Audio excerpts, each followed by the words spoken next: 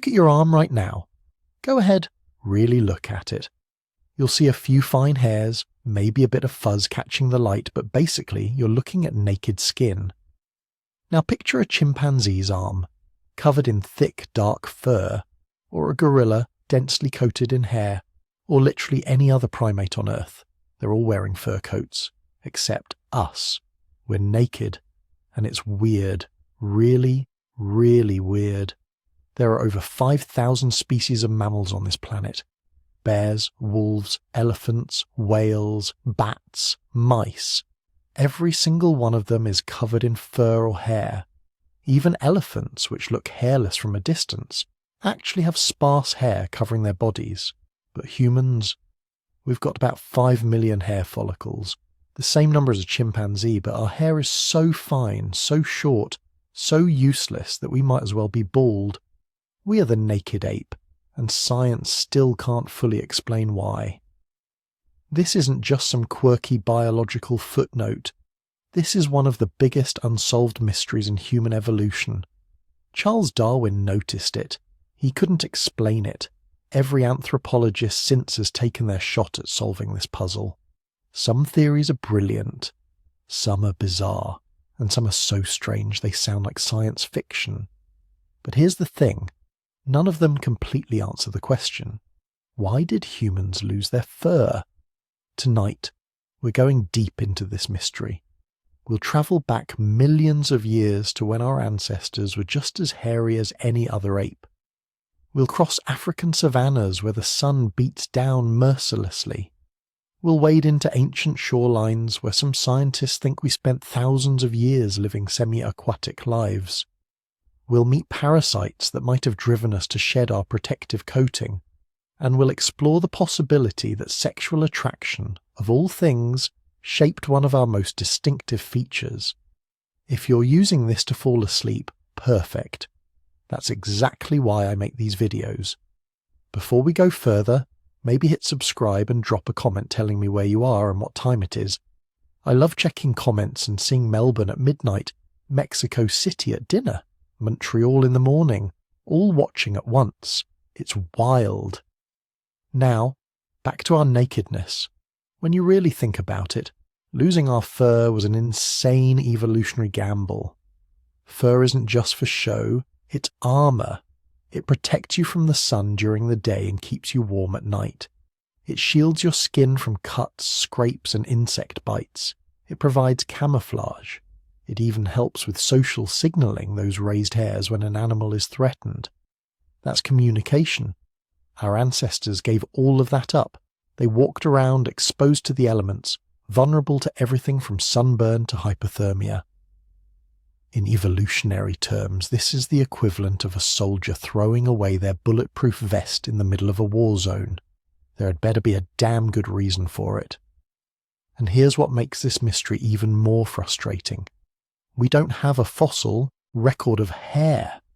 Bones survive for millions of years. Hair, gone. So scientists can't just dig up an ancient human skeleton and say, aha, this one had less fur than the previous generation. Instead, they have to work backwards from modern humans, using genetics, comparative anatomy, and evolutionary logic to piece together what might have happened. The best estimates suggest we lost most of our body hair somewhere between 1 and 3 million years ago. That's a huge window of uncertainty. But what we do know is that this change was dramatic and relatively fast in evolutionary terms. Within maybe a few 100,000 years, our ancestors went from furry apes to the smooth-skinned creatures we are today. But it wasn't a clean break. We kept some hair, and where we kept it is just as mysterious as where we lost it. The hair on your head? Thick and grows continuously. Your eyebrows? Short but prominent. Armpits and groin? Coarse and curly. Why these specific places? Why not others? Every patch of hair we kept, and every patch we lost has its own evolutionary story. Scientists have been wrestling with these questions for over a century, and they've come up with some fascinating theories. Some focus on temperature regulation, some on disease prevention, some on social signaling and sexual selection, and a few venture into truly unexpected territory involving water, swimming, and a radically different lifestyle for our ancestors. The truth is probably more complicated than any single theory. Evolution rarely has just one reason for anything. More likely, losing our fur involved multiple pressures working together, creating the perfect storm that left us naked and shivering, and forced to invent clothing just to survive. So let's start at the beginning. Let's go back to when our ancestors were covered in fur, just like every other primate. Let's figure out what happened to all that hair. Let's rewind the clock. Way back. Not to 800,000 years ago during the bottleneck, but further. Much further. 6, maybe 7 million years ago. Back to a time when your ancestors looked nothing like you. Back to when they were covered, head to toe, in thick, luxurious fur. Picture this creature. It's sitting in a tree somewhere in East Africa, maybe munching on fruit, maybe grooming a companion. It's small, maybe 3 or 4 feet tall. It walks on all fours most of the time, though it can stand upright when it needs to reach something. And critically, importantly, fundamentally, it is absolutely covered in hair. Not the wispy, barely there fuzz that covers most of your body today. Real hair. Thick, dark, protective body fur that covers every inch except the palms, soles, and parts of the face. This creature is your common ancestor with chimpanzees, the last individual in your family tree before the split, before one lineage went on to become chimps and bonobos, and another went on to become everything else. Australopithecus, Homo erectus, Neanderthals, and eventually, you and this creature. It would have looked at modern humans with complete confusion. It wouldn't have recognized us as family at all. We look like we've been plucked, like someone grabbed us and systematically removed almost all our protective covering, like something went terribly, catastrophically wrong. Because here's what that ancestor understood instinctively, what every other mammal on Earth still understands. Hair is essential. It's not decorative. It's not optional. It's a critical survival technology that evolution spent hundreds of millions of years perfecting. Think about what hair does. Start with temperature regulation. Hair creates an insulating layer that traps air close to the skin. When it's cold, this layer keeps body heat from escaping. When it's hot, it provides a barrier against direct sunlight and creates a microclimate of cooler air around the skin. It's basically the world's most advanced climate control system, self-repairing, self-cleaning, operating 24/7 without any conscious input required. Then there's UV protection. The African sun doesn't mess around. UV radiation damages DNA, causes cancer, destroys folate, a vitamin essential for reproduction and fetal development. Hair provides a physical barrier that blocks most UV before it reaches the skin. Every furred animal in Africa benefits from this protection. Zebras, lions, elephants, they're all covered in hair or thick skin for a reason. Hair also provides sensory enhancement. Those aren't just dead fibers growing out of your skin. Each hair follicle is surrounded by nerve endings that can detect the slightest movement.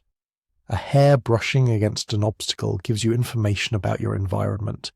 Insects landing on your body trigger immediate awareness. In a world full of parasites, venomous creatures, and other dangers, this early warning system could mean the difference between life and death. And don't forget social signaling. In most primates, hair patterns, colour and texture convey information about age, sex, health, and social status. A thick, glossy coat signals good health and nutrition. Distinctive hair patterns help individuals recognize each other. Erect hair communicates fear or aggression. Hair is basically a billboard advertising your biological status to everyone around you. So when you look at the long arc of mammalian evolution, hair isn't just useful, It's absolutely fundamental. Mammals evolved hair over 200 million years ago, and they've kept it ever since. Through countless climate changes, habitat shifts, and evolutionary transformations, hair has remained. Bears evolved from creatures the size of weasels, but they kept their fur. Whales returned to the ocean after millions of years on land, but they still retained some hair. Even naked mole rats, which look hairless, actually have specialized sensory hairs covering their bodies.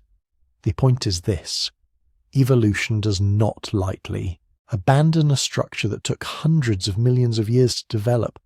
Losing hair should have been catastrophic. It should have been a death sentence. And yet somehow, improbably, impossibly, one lineage of African apes did exactly that. But here's where it gets really interesting. We don't actually know when this happened. We can't know, not precisely, because hair doesn't fossilize, skin doesn't fossilize. The fossil record can preserve bones beautifully, and sometimes we get lucky with teeth or even stomach contents. But soft tissue? Gone. Almost always gone. Decomposed within weeks or months of death, recycled into the ecosystem, leaving no trace. So when paleontologists find a fossil Australopithecus from 3 million years ago, they can tell you about its bone structure, its brain size, whether it walked upright.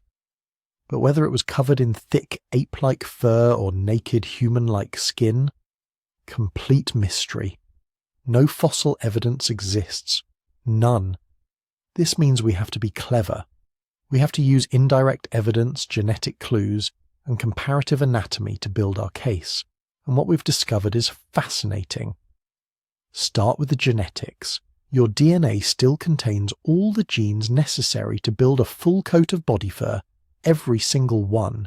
The genes that code for hair keratin proteins, the genes that regulate hair growth cycles, the genes that determine hair thickness, colour and texture. They're all still there, sitting in your genome, perfectly preserved and functional. In fact, if you look at the genetic blueprint for body hair in humans versus chimpanzees, they're remarkably similar. We didn't lose the genes. We didn't delete the instructions for building fur. What happened instead is more subtle and somehow more strange. The regulatory genes, the switches that control when and where and how much hair grows, those got modified, turned down, dialed back to almost nothing. It's like having a fully functional factory, complete with all the machinery, all the raw materials, all the trained workers. Everything's ready to produce at full capacity. But someone adjusted the controls to minimum output. The factory's still running technically, but it's producing a tiny fraction of what it's capable of. This is why humans actually have the same number of hair follicles as chimpanzees. Go ahead, let that sink in. You have just as many hair-producing structures covering your body as a chimp does.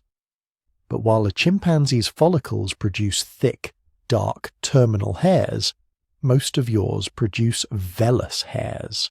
Fine, short, nearly invisible hairs that provide almost no insulation, almost no UV protection, almost no sensory enhancement. You're not actually hairless. You're producing hair that doesn't do anything. It's like evolution built a car with all the components, but forgot to install an engine powerful enough to move it. So when did this happen? When did our ancestors go from fully furred to mostly naked? This is where things get frustratingly vague. The best evidence suggests it happened somewhere between 2 million and 200,000 years ago. That's a massive range. A spread of almost 2 million years during which our ancestors gradually, or maybe suddenly, lost most of their protective covering. The earlier date, 2 million years ago, corresponds roughly with the emergence of Homo erectus. This was the first hominin to look really human. Tall, long-legged, built for endurance rather than climbing. Homo erectus was also the first hominin to expand out of Africa, spreading across Asia and establishing populations as far away as Indonesia and China. Some researchers think this is when hair loss occurred. That Homo erectus was the first naked ape, and all subsequent humans inherited this trait. The logic goes something like this. Homo erectus represented a major shift in lifestyle. These weren't tree-dwelling primates anymore. They were terrestrial hunters and gatherers, covering vast distances on foot, exploiting resources across diverse habitats. Under these conditions, the advantages of fur might have been outweighed by other considerations. But other researchers pushed the date forward, suggesting hair loss happened much more recently, perhaps as late as 200,000 years ago.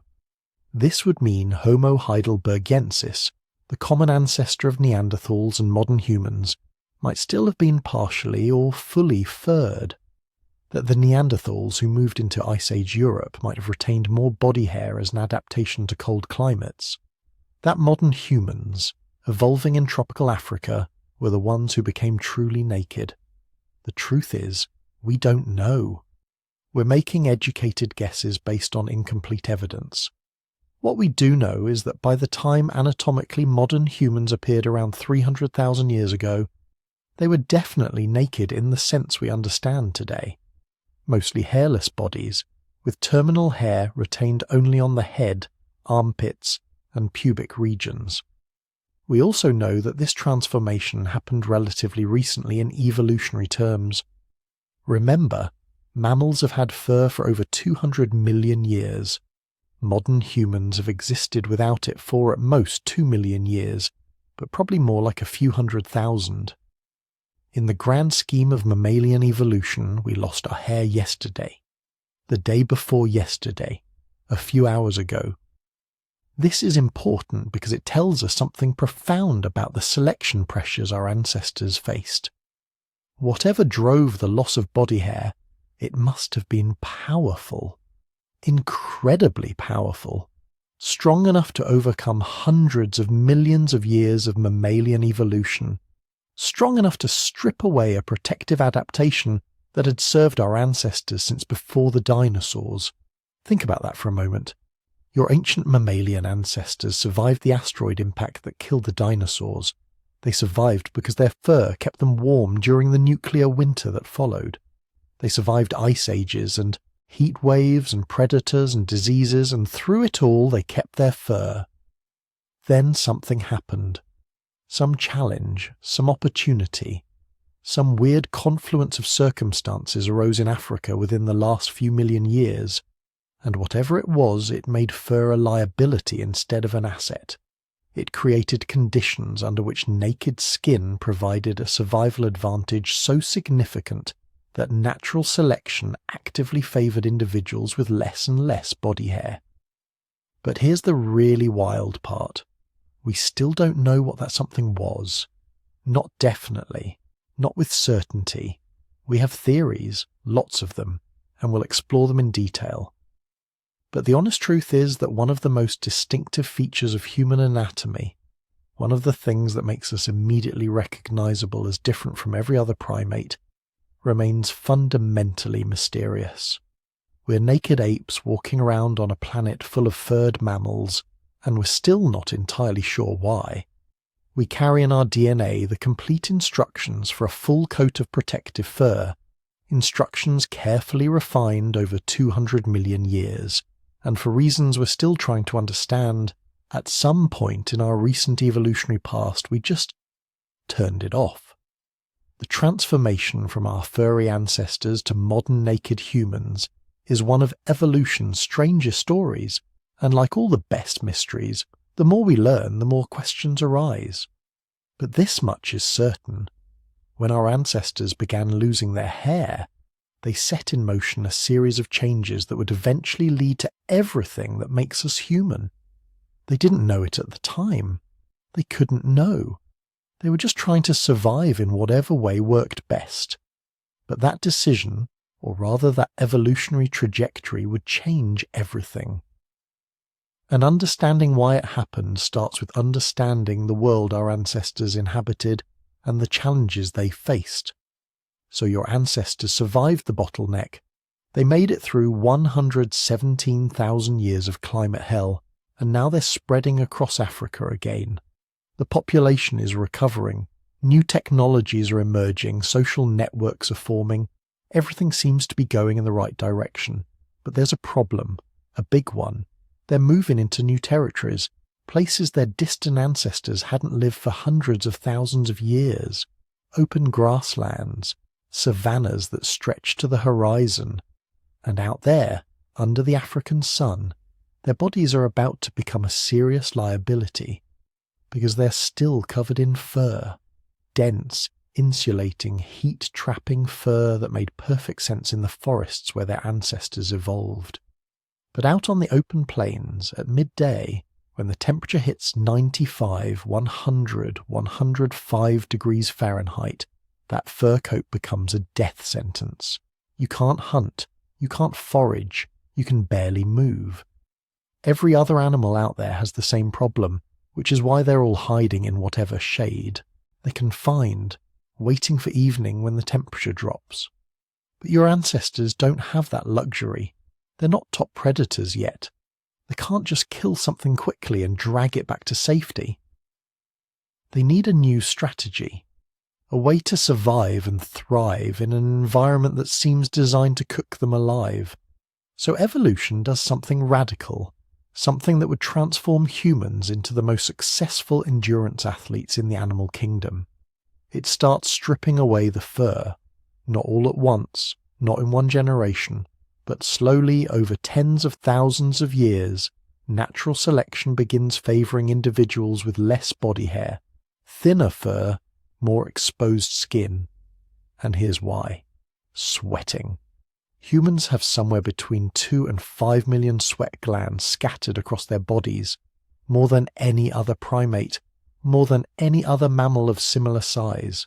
When you're covered in fur, most of that sweat just soaks into the hair, where it sits there being useless, making you wet and uncomfortable, but not actually cooling you down. But when you're naked, when that sweat hits exposed skin and the air starts moving across it, evaporation happens fast. And evaporation is the most efficient cooling mechanism in nature. This is the Savanna hypothesis, the most popular scientific explanation for why humans lost their fur. The theory says it happened somewhere between 2 and 3 million years ago, when early humans started spending more time in open grasslands and less time in forests. The logic is straightforward. In the forest, shade is everywhere. Temperatures are moderate. Movement is slow and careful because you're navigating through dense vegetation. But on the savanna, there's nowhere to hide from the sun. Distances are vast, and if you want to survive, you need to be able to move during the heat of the day. Not just move, but move fast. Move far. Move longer than anything else out there. Enter persistence hunting. This is the killer app that nakedness unlocked. The strategy is simple in concept, brutal in execution. You find an animal. Doesn't matter if it's faster than you, which it almost certainly is. You start chasing it. The animal runs away easily, disappearing over the horizon. But you don't stop. You follow its tracks. You keep moving at a steady pace, not sprinting, just jogging. The animal stops to rest because it's overheating. You catch up. It runs again. You follow. This continues for hours. 2 hours, 4 hours, 6 hours in some documented cases. Eventually the animal collapses from heat exhaustion. Its cooling system, based on panting, can't keep up with the sustained exertion. But yours can, because you're naked and sweating, and your body temperature stays just below the danger zone. You walk up to the collapsed animal and finish it off. Anthropologists have documented persistence hunting among modern hunter-gatherers in the Kalahari Desert. The hunters don't use weapons for most of the chase. They just run. They track. They run some more. The animals they pursue, antelopes and kudos mostly, are faster, stronger, better adapted to the environment in every way except one. They overheat. The hunters, running nearly naked under the brutal African sun, stay cool enough to keep going. It's not pretty. It's not quick. But it works. And it only works because humans can manage their body temperature better than any other large mammal on Earth. This theory explains several things that had puzzled evolutionary biologists for decades. First, the sheer number of sweat glands. Why would evolution build such an elaborate cooling system if we weren't planning to use it constantly? Second, our peculiar body proportions. Long legs relative to torso. Long arms. These adaptations increase surface area for cooling while keeping internal organs compact and protected. We're basically built like biological radiators. Third, our ability to breathe independently of our stride. Most mammals have to coordinate breathing with running. One breath per stride, locked in by their skeletal structure. Humans can breathe as fast or as slow as we need, regardless of how we're moving. This prevents the hyperventilation and oxygen debt that forces other animals to stop running. But here's where it gets really interesting. If you're going to lose your fur and expose your skin to the African sun for hours at a time, you need protection. UV radiation at the equator is no joke. It causes skin cancer. It destroys folate, a vitamin crucial for DNA synthesis and neural development. Lose too much folate and you can't reproduce successfully. So at the same time humans were losing their fur, another dramatic change was happening. Their skin was getting darker. Melanin, the pigment that gives skin its colour, is nature's sunscreen. It absorbs UV radiation and prevents it from penetrating to deeper layers where it could damage DNA. Dark skin in tropical populations isn't just an aesthetic variation, it's a survival necessity. The fossil evidence suggests this happened relatively quickly. Within a few 100,000 years of losing most body hair, early humans in Africa had developed the darkly pigmented skin that characterizes modern African populations. And this explains another mystery. Why did we keep the hair on our heads? Look at any human population and you'll notice heads never bald naturally until old age. Even populations that have minimal body hair have full, thick scalps. The Savanna hypothesis provides the answer. Your head is where your brain lives. Your brain generates about 20% of your body's total heat, despite being only 2% of your body weight.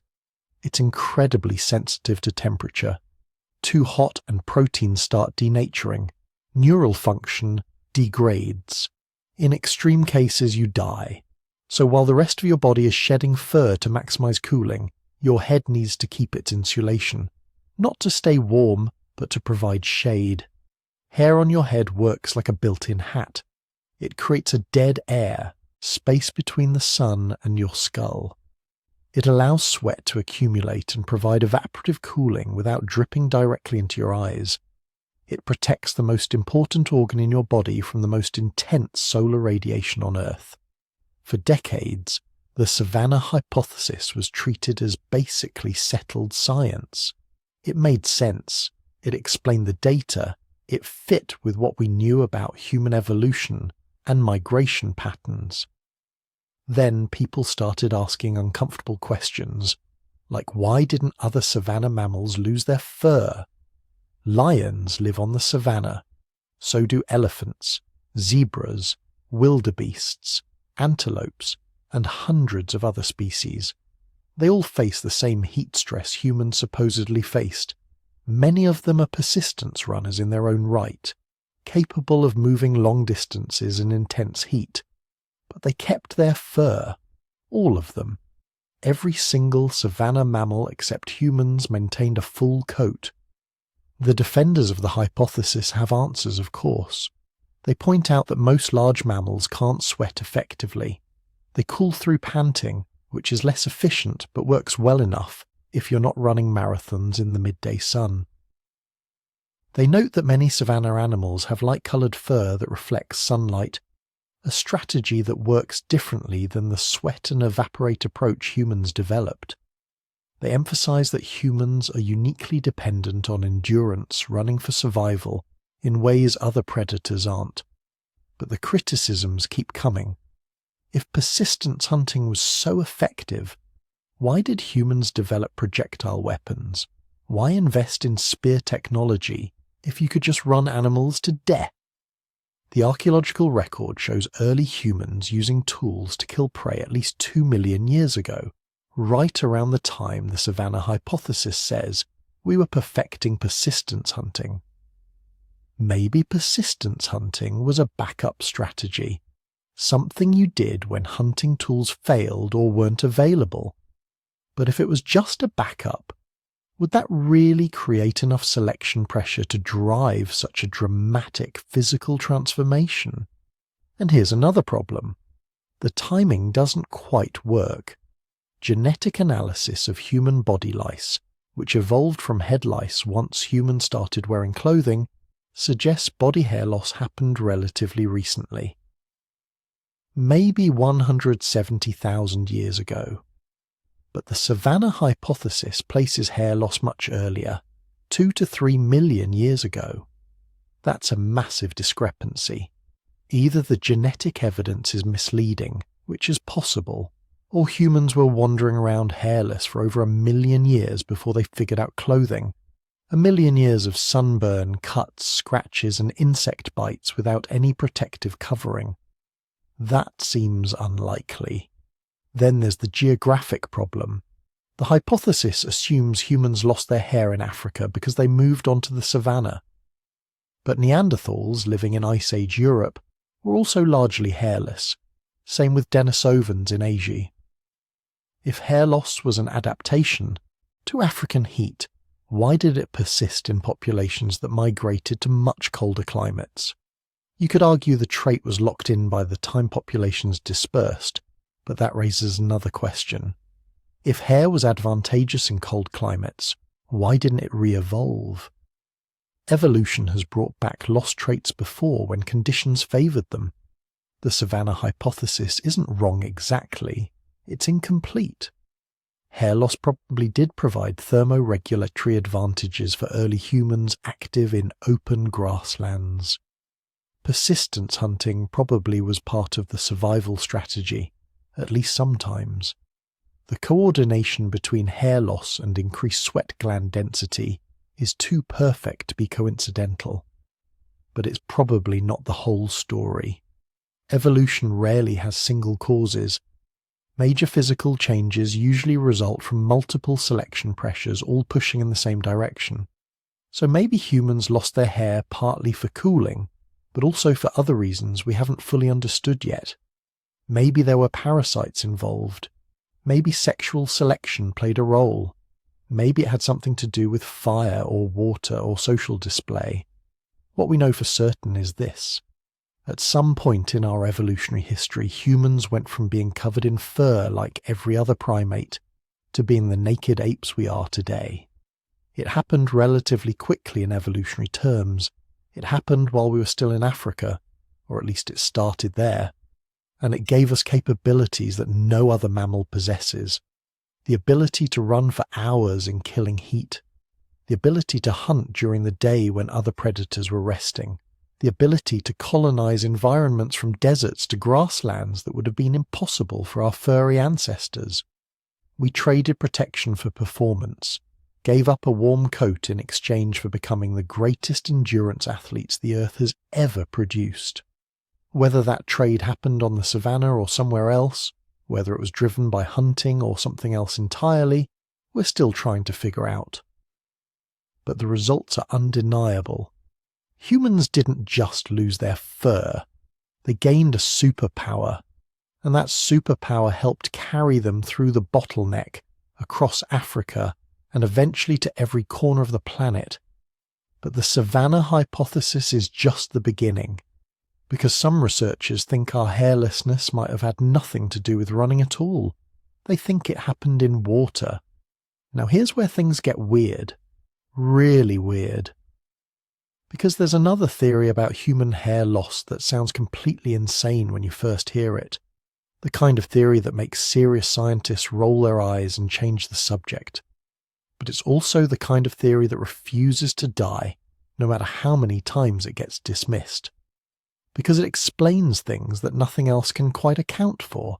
It's called the aquatic ape hypothesis, and it suggests that somewhere in our evolutionary past, our ancestors went back to the water, not permanently. Not like dolphins or whales, but enough. Enough that water shaped our bodies in ways that still mark us as different from every other primate on Earth. The idea was first proposed in 1960 by a marine biologist named Alistair Hardy. He'd been thinking about it for 30 years before he finally published, because he knew how crazy it would sound. A British scientist suggesting that humans, land-dwelling primates descended from land-dwelling apes, had spent millions of years wading through shallow coastal waters and diving for seafood. The scientific establishment laughed. Then they dismissed it. Then they tried to forget about it, except it wouldn't go away. In the 1980s, a Welsh writer named Elaine Morgan picked up Hardy's idea and ran with it. She wrote book after book, laying out the evidence, connecting the dots, challenging the scientific mainstream to explain why humans looked so much like aquatic mammals and so little like other primates. The establishment still didn't buy it, but they couldn't quite kill it either, because the observations at the heart of the theory kept nagging at anyone who thought about them seriously. Start with the most obvious one: hairlessness. Look at the mammals that have lost their fur. Really lost it, not just reduced it. You're looking at a very specific list. Elephants, rhinos, hippos, and various species that return to the water. Dolphins, whales, walruses, manatees. All of them smooth-skinned. All of them spending significant time in or around water. In water, fur is worse than useless. It creates drag, slowing you down. It gets waterlogged, making you heavy and cold. It harbours bacteria in the warm, wet environment between skin and water. Marine mammals that evolved from furry land ancestors lost their hair for the same reason racing swimmers shave their bodies: streamlining. Now, the standard response is that humans aren't marine mammals. We're Savanna apes. We lost our hair to keep cool while running around under the hot African sun. But here's the problem with that. We didn't just lose our fur, we developed something else instead, something that no other savanna animal has, something that makes no sense at all for a creature adapted to hot, dry environments. We developed a thick layer of subcutaneous fat. That's fat stored directly under the skin, creating a continuous layer all over the body. It's not like the fat deposits other animals carry, it's different, specialized, and it serves a very specific purpose. Insulation in water. Seals have it, whales have it, dolphins have it. Walruses, sea lions, manatees, every marine mammal that lost its fur developed this exact same adaptation. A smooth outer surface for streamlining, a fat layer underneath for insulation. Humans have it too, that soft, smooth skin with fat underneath. No other primate has anything like it. Chimpanzees, gorillas, orangutans, they all have skin that lies directly over muscle, with fat stored in deposits around organs or in specific body regions. Only humans have this continuous subcutaneous layer. For staying warm in water, it's perfect. For running around on hot savannas, it makes absolutely no sense. Fat is insulation, the last thing you want when you're overheating. Then there's breath control. Try this. Hold your breath. Not for long, just notice that you can do it, voluntarily, on command. You can override your breathing reflex whenever you want. Now ask a chimpanzee to do that. Ask any other primate. They can't. Not voluntarily. Not in a controlled way. Their breathing is automatic, controlled by brainstem reflexes they can't consciously override. Only humans have voluntary breath control among primates, and only one other category of mammals has it. Marine mammals. Seals, dolphins, whales. Every animal that dives needs the ability to hold its breath voluntarily, to override the automatic breathing reflex that would make them gasp for air underwater. We have it too. so thoroughly integrated into our neurology that we don't even think about it. We can speak, sing, and control our breathing with precision that no other land mammal can match. And the most obvious explanation for this ability is that our ancestors needed it for the same reason dolphins do: to keep water out of their lungs. There's more. The diving reflex. Stick your face in cold water and something automatic happens. Your heart rate slows, blood vessels in your extremities constrict, redirecting blood to your core and brain. Your spleen contracts, releasing extra red blood cells to carry more oxygen. You become, temporarily, more efficient at using the oxygen in your blood. This is called the mammalian diving reflex, and every mammal has some version of it. But it's strongest in marine mammals and human infants. Newborn humans have a diving reflex so powerful they can survive underwater for several minutes. They'll swim instinctively, holding their breath automatically, displaying behaviours that make no sense at all for a savanna ape, but perfect sense for an aquatic species. As we age, the reflex weakens but never disappears. Put an adult human face down in cold water, and the ancient programming still kicks in. Your body still remembers something, still responds to water as if it were a familiar environment, not a dangerous alien medium. And then there's the fat distribution in human babies. Newborns are chubby in a way that young chimps and gorillas never are. They're born with thick layers of fat that serve no obvious purpose for a land mammal, but would be essential for a species giving birth near water, keeping infants warm and buoyant in an aquatic environment. The aquatic ape hypothesis ties all these observations together with a single narrative. Somewhere between 5 and 7 million years ago, when our ancestors split from the ancestors of chimpanzees, they didn't move onto the open savanna. They moved to the coast. Maybe there was an environmental crisis, forest disappearing, resources becoming scarce. Maybe populations got pushed to the margins, to the boundary between land and sea, and there they found something unexpected.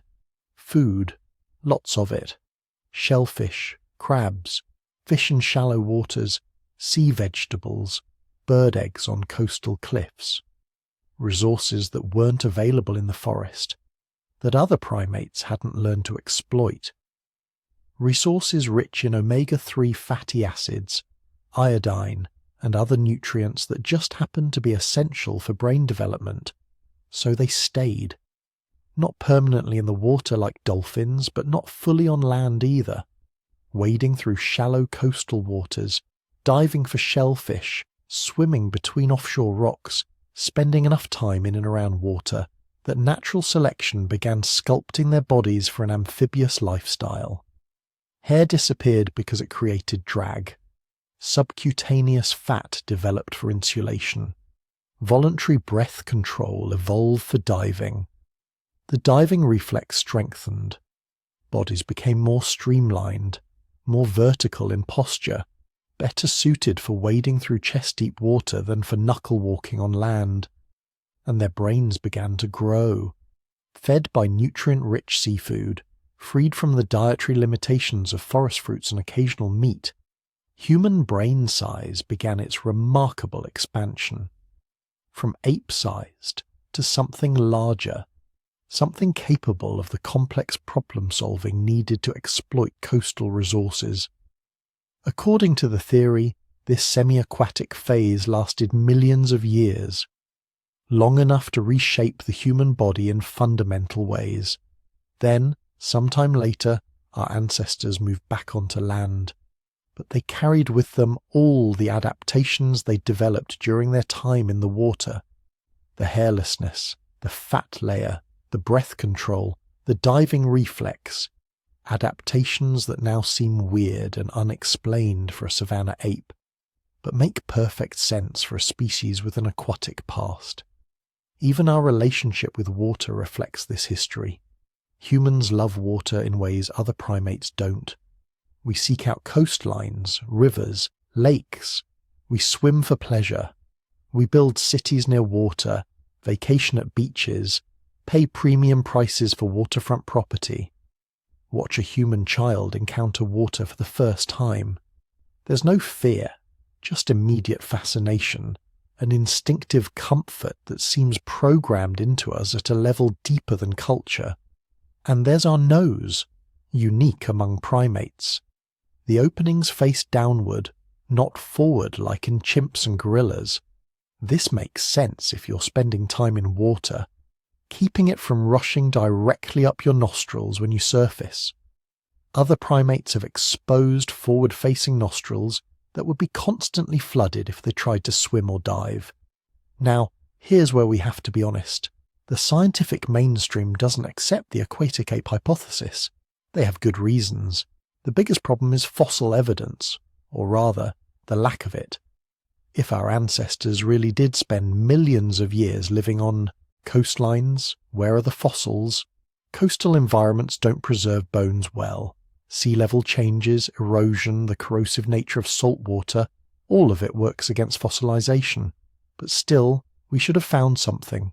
Some clear evidence of coastal living, shell middens, adapted skeletons, proof that our ancestors were doing more than occasionally visiting the shore.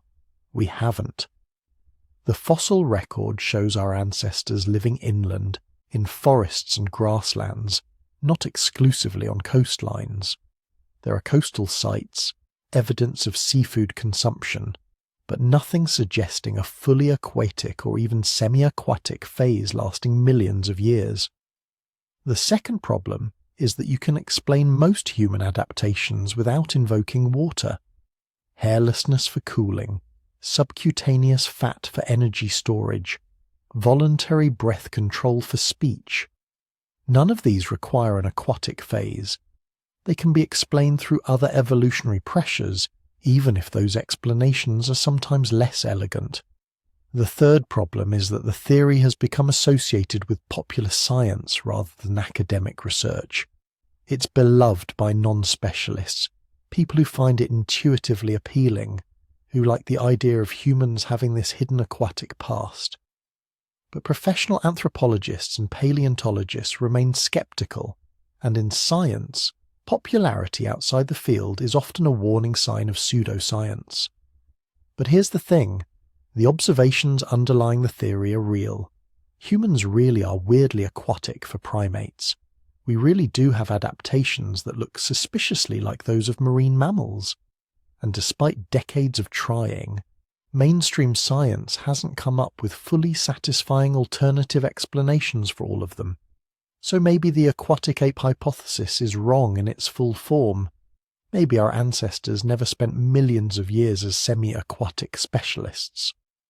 But maybe there's something in between. Maybe some populations did spend significant time exploiting coastal resources. Maybe wading, swimming, and diving played a bigger role in human evolution than the standard Savanna narrative acknowledges. There's growing evidence that ancient humans were better at seafaring than we thought. They reached islands that required sophisticated boats. They exploited marine resources extensively. Coastal sites, when we find them, show intensive use of seafood going back hundreds of thousands of years. Maybe hairlessness started for one reason, but was maintained and enhanced because some populations spent a lot of time in water. Maybe the adaptation served multiple purposes, useful both for temperature regulation on land and for aquatic activities. Evolution isn't always neat. Sometimes the best answer is that multiple pressures shape the same trait in the same direction. The aquatic ape hypothesis remains controversial. It probably always will be. But it forces us to think differently about human evolution, to consider possibilities beyond the standard narrative, to ask why we're so comfortable in water when our closest relatives won't go near it voluntarily. And late at night, when you're lying in a warm bath, feeling the water support your weight, noticing how natural it feels to be submerged, how your breathing automatically adjusts, how your body relaxes in ways it never quite does on land, you might wonder. Maybe there's something to this crazy theory after all. Maybe somewhere deep in our evolutionary past, our ancestors really did return to the water just for a while, just long enough to leave marks on our bodies that we still carry today. Or maybe not. Maybe it's just a beautiful idea that happens to be wrong. Either way, the mystery of why we lost our fur remains only partially solved, and the search for answers continues. Now let's talk about something that'll make your skin crawl, literally. You've probably never thought of your body hair as real estate, but that's exactly what it is. Prime real estate for some of the most persistent, annoying, and downright deadly creatures that have ever plagued our species. Parasites. And according to one of the most compelling theories about human hairlessness, our ancestors went bald for one simple reason: to evict the tenants. Picture this. You're living 300,000 years ago in East Africa. You've got a full coat of body hair like your primate cousins. You're part of a small band of maybe 20-30 people who live, sleep and hunt together in close quarters. You share caves, huddle together for warmth at night, groom each other socially like other primates, and you're absolutely infested. Lice crawling through your hair by the hundreds, fleas biting you constantly, leaving itchy welts across your skin, ticks burrowing into warm, hidden places, mites so small you can't even see them, but you can feel the maddening itch they cause. This wasn't just uncomfortable, this was life-threatening. Because these parasites weren't just annoying. They were vectors, disease carriers. Every bite was a potential transmission event for bacteria, viruses and protozoa that could kill you or your children. Typhus, transmitted by lice. Plague, carried by fleas. Relapsing fever from ticks. A dozen other diseases that could sweep through a small human band and wipe out half the population in weeks. Your body hair wasn't protecting you, it was killing you. The parasite protection theory suggests that losing our fur wasn't about staying cool or swimming better. It was about survival in an increasingly social world where close contact with other humans meant constant reinfection. And here's where the evidence gets really interesting. We can actually trace this story through the genetics of the parasites themselves. Scientists have sequenced the DNA of human lice. Not just one kind, but 3 distinct types. Head lice, which live in the hair on our scalps. Body lice, which live in clothing and only visit our skin to feed. And pubic lice, which live in, well, you can guess. These 3 types are closely related, but they're genetically distinct enough that we can trace when they diverge from each other. And the timeline tells an incredible story. Head lice and body lice split from a common ancestor approximately 170,000 years ago. Think about what that means. 170,000 years ago, there was one population of human lice living in human body hair. Then something happened that split them into 2 separate populations. Some lice stayed on human heads, others moved to a completely new habitat. Clothing. Body lice can't live on bare skin. They need fabric. They need the folds and fibers of garments where they can hide and lay their eggs. The genetic divergence of body lice from head lice marks the moment when humans invented clothing, and that moment happened around 170,000 years ago. Now here's the kicker. If humans were inventing clothing 170,000 years ago, why were they inventing clothing? The obvious answer is because they'd already lost most of their body hair and needed something to replace it. The genetic evidence from parasites actually gives us a timeline for human hairlessness. We didn't lose our fur gradually over millions of years. We lost it relatively recently, and then we had to scramble to invent technology, clothing, to compensate for what we'd lost. But why would losing body hair be advantageous enough to drive such a dramatic evolutionary change? Let's think about the mechanics of parasite infestation. Body hair provides everything a parasite could want: a forest of fibers to hide in, consistent temperature regulation, protection from the elements, easy access to skin for feeding. For lice, which spend their entire lives on the host, human body hair was perfect habitat. A lice-infested human might be carrying thousands of the creatures, all feeding, breeding, and transmitting diseases. Now imagine natural selection operating in this environment. You've got a population of early humans living in close social groups. Most individuals have normal primate body hair and are constantly dealing with parasite loads. But a few individuals, through random genetic variation, have slightly less body hair. Maybe their hair is finer or sparser, or covers less of their body surface. These individuals can't support as many parasites.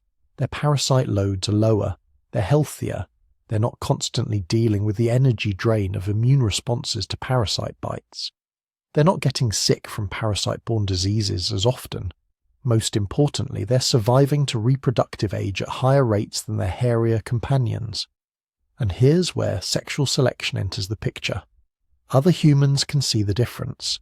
The individuals with less body hair look healthier because they are healthier. Their skin is clearer. They're not constantly scratching and developing infections from parasite bites. They're not showing the symptoms of parasite-borne diseases, the fevers, the weakness, the skin lesions. In a world where parasite load was a major determinant of health and survival, visible parasite resistance would have been incredibly attractive. You're choosing a mate. Do you pick the person who's constantly scratching and covered in insect bites, or the person whose skin looks clean and healthy? Do you share sleeping space with someone who's clearly infested, or someone who isn't? This creates a runaway selection process. Less body hair means fewer parasites. Fewer parasites means better health. Better health means more attractive to potential mates. More mating opportunities means more offspring. Those offspring inherit the genes for reduced body hair, and the cycle accelerates. Over hundreds of generations, the population shifts toward hairlessness. Not complete hairlessness. We still have hair in certain places, but dramatic reduction in overall body hair coverage. The evolutionary pressure was so strong that it overrode millions of years of mammalian evolution that had favoured keeping fur. And the archaeological evidence supports this timeline. Around 200,000 years ago, we start seeing evidence of early modern humans in Africa. These are the anatomically modern Homo sapiens who are our direct ancestors. And we know from genetic studies of their descendants, us, that they had already lost most of their body hair. The timing fits perfectly with the parasite theory. As human populations became more social, as group sizes increased, as people began living in more permanent settlements rather than constantly moving, parasite transmission would have become an increasingly serious problem. Close quarters mean constant reinfection. You can groom yourself and remove parasites today, but tomorrow you're sleeping next to someone else who's infested, and you're reinfested by morning. Under these conditions, the only long-term solution was to eliminate the habitat entirely, lose the fur, lose the parasites. But this created a new problem. Humans were evolving to lose their fur in Africa, where the climate was warm, but they wouldn't stay in Africa forever. And when humans eventually moved into colder climates, the lack of body hair became a serious liability. This is probably why clothing technology became so crucial to human evolution. We couldn't regrow our fur. Evolution doesn't work that way. Once a trait is lost, it's extremely difficult to get it back.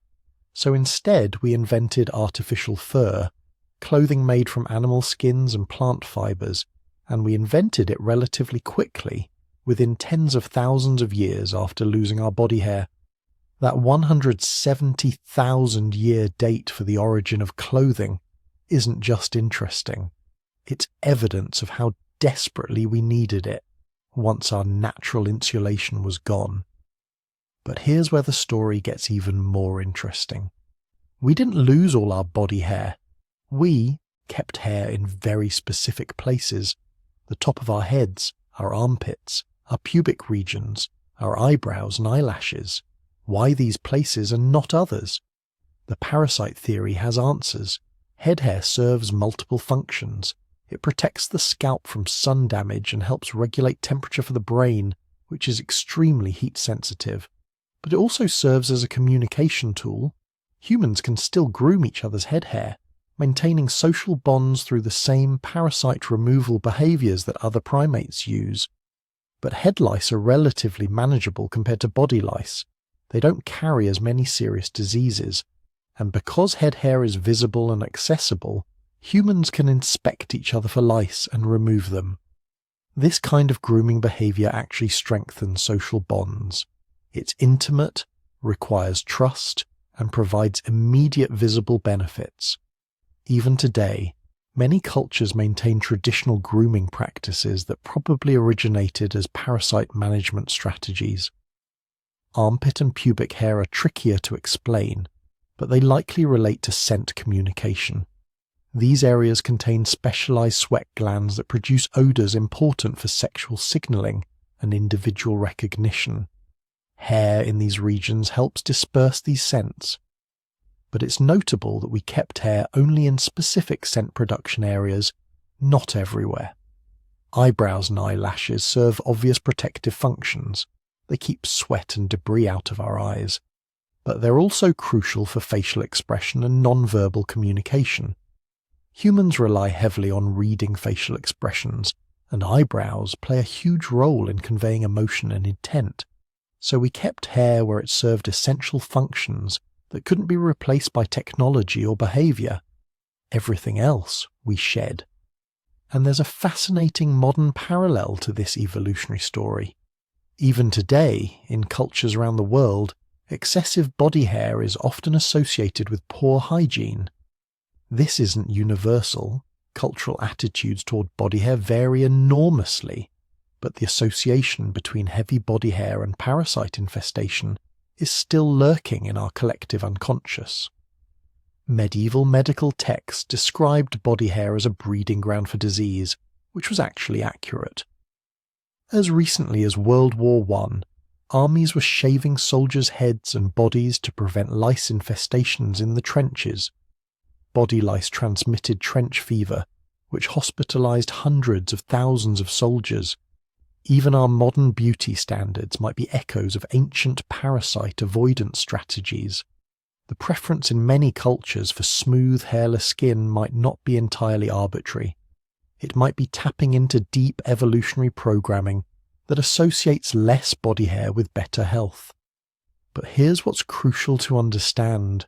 The parasite protection theory doesn't exist in isolation. It works alongside the other theories we've discussed. Humans didn't lose their fur for one reason. They lost it because multiple evolutionary pressures were all pushing in the same direction. Thermoregulation made hairlessness advantageous for endurance activities in hot climates. Aquatic activities might have further encouraged loss of body hair. Social and sexual selection favoured individuals who looked healthy and attractive, which increasingly meant less body hair. And parasite pressure provided a constant, intense selection force that made reducing body hair a matter of life and death. All these pressures working together over hundreds of thousands of years gradually transformed humans from typically furry primates into the mostly naked apes we are today. And then we had to invent clothing, not just for warmth, but because we'd fundamentally changed our ecological niche. We'd gone from animals whose fur was part of their body to animals whose fur was something they had to create and maintain. This might actually be one of the crucial steps in human cultural evolution. Once we needed clothing to survive, we needed to pass on knowledge about how to make clothing.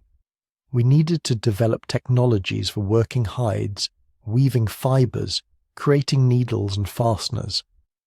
Every generation had to learn these skills from the previous generation or risk freezing to death. Clothing became one of the first truly essential technologies in human history.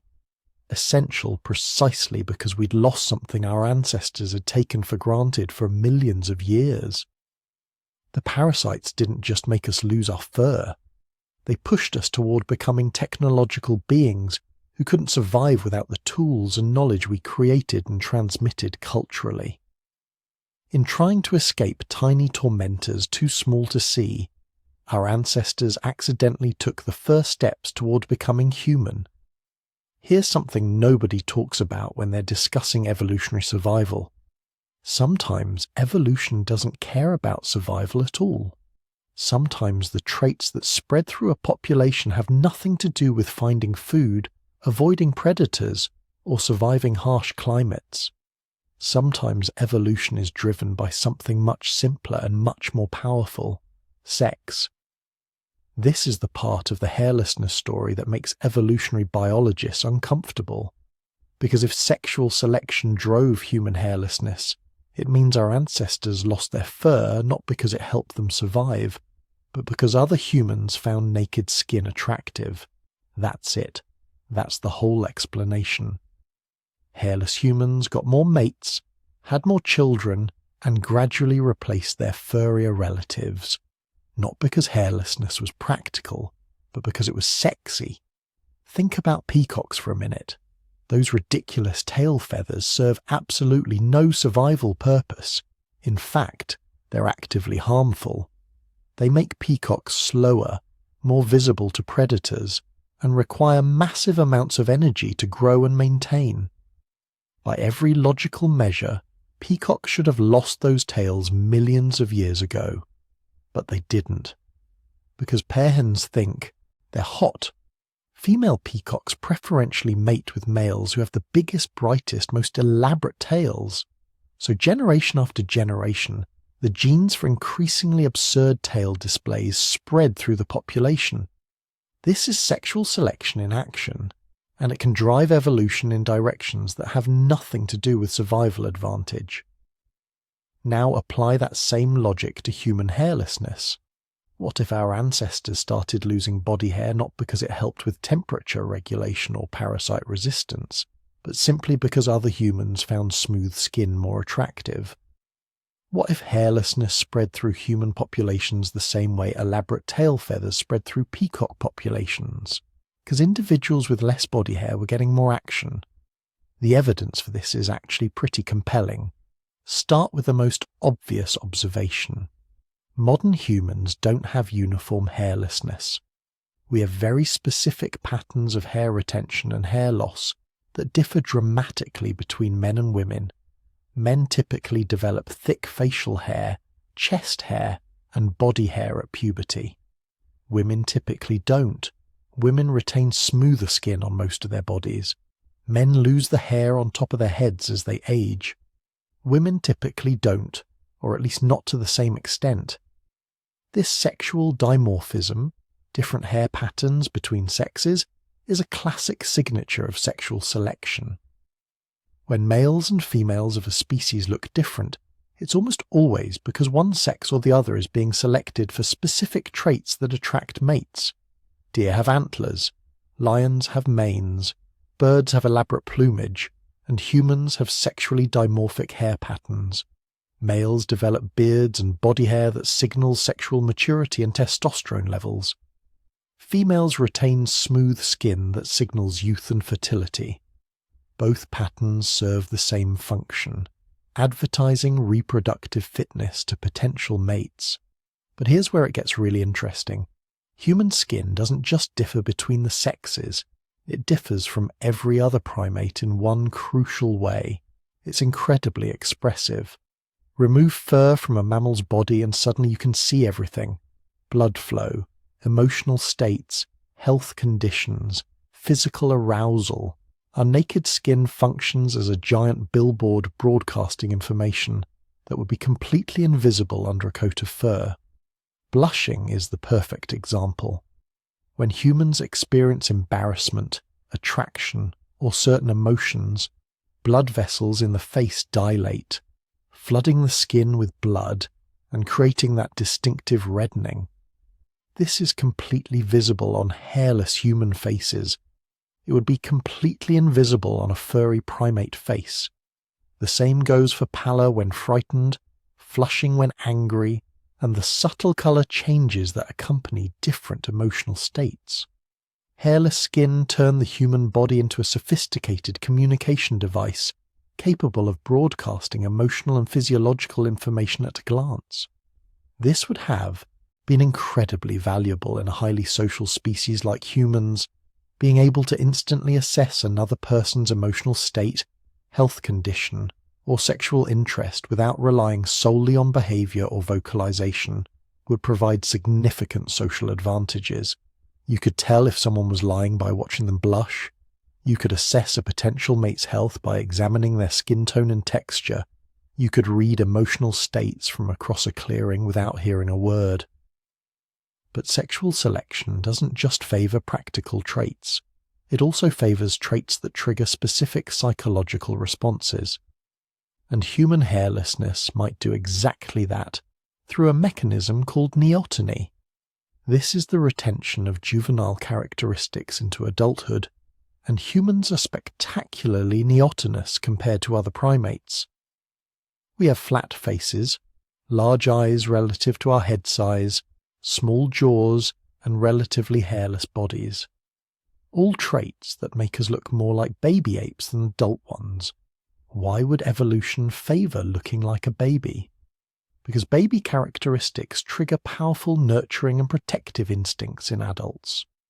Across mammal species, infants have specific features that adults find inherently appealing.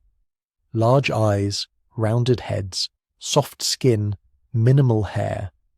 These features activate caregiving behaviors. They make adults want to protect, feed, and care for the infant. Human evolution essentially hacked this system by retaining infantile features into adulthood, triggering those same protective and nurturing impulses in potential mates and social partners. A hairless human body, particularly a female one, resembles an infant primate body much more than an adult body does. This might sound weird or even disturbing, but remember, evolution doesn't care about our cultural sensibilities. If retaining juvenile characteristics made humans more attractive to potential mates and more likely to receive social support from group members, those traits would spread rapidly through the population. Sexual selection would drive hairlessness not because it was practical, but because it triggered deep-seated psychological responses that increased reproductive success. There's another aspect to this that nobody wants to talk about, but the evidence is undeniable. Smooth skin advertises the absence of parasites. In our discussion of the parasite protection theory, we covered how body hair creates habitat for lice, mites, and other ectoparasites. But now flip that around. If body hair means parasites, then hairless skin means no parasites, and potential mates definitely care about that. Think about it from the perspective of a human looking for a reproductive partner 100,000 years ago. You meet two potential mates. One has thick body hair where parasites could hide. The other has smooth, visible skin where any infestation would be immediately obvious. Which one looks healthier? Which one seems like a safer bet for producing healthy offspring? Which one are you more likely to want to get physically intimate with? The answer is obvious. Hairless skin functioned as an honest signal of parasite-free status, and in a world where parasitic infestations could cause serious illness or death, that signal would have been incredibly attractive.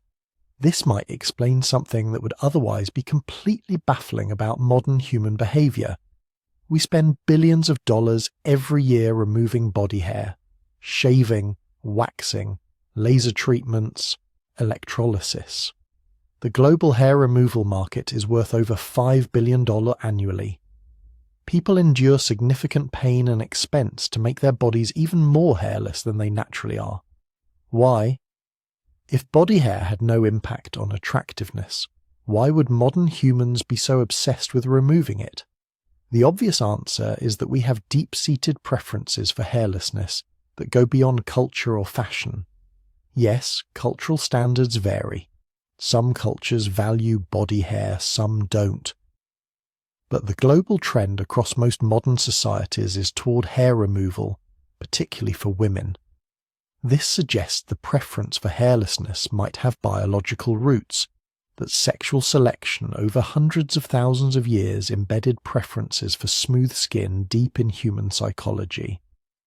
But here's where the sexual selection theory gets really complicated.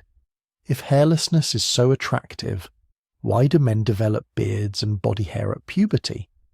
Why would sexual selection push males in the opposite direction? The answer might be that sexual selection was operating differently on males and females, favouring different traits that served different signalling functions. Male facial and body hair develops in response to testosterone, the primary male sex hormone. A thick beard and muscular, hairy chest signal high testosterone levels, which correlate with traits like strength, aggression, and competitive ability.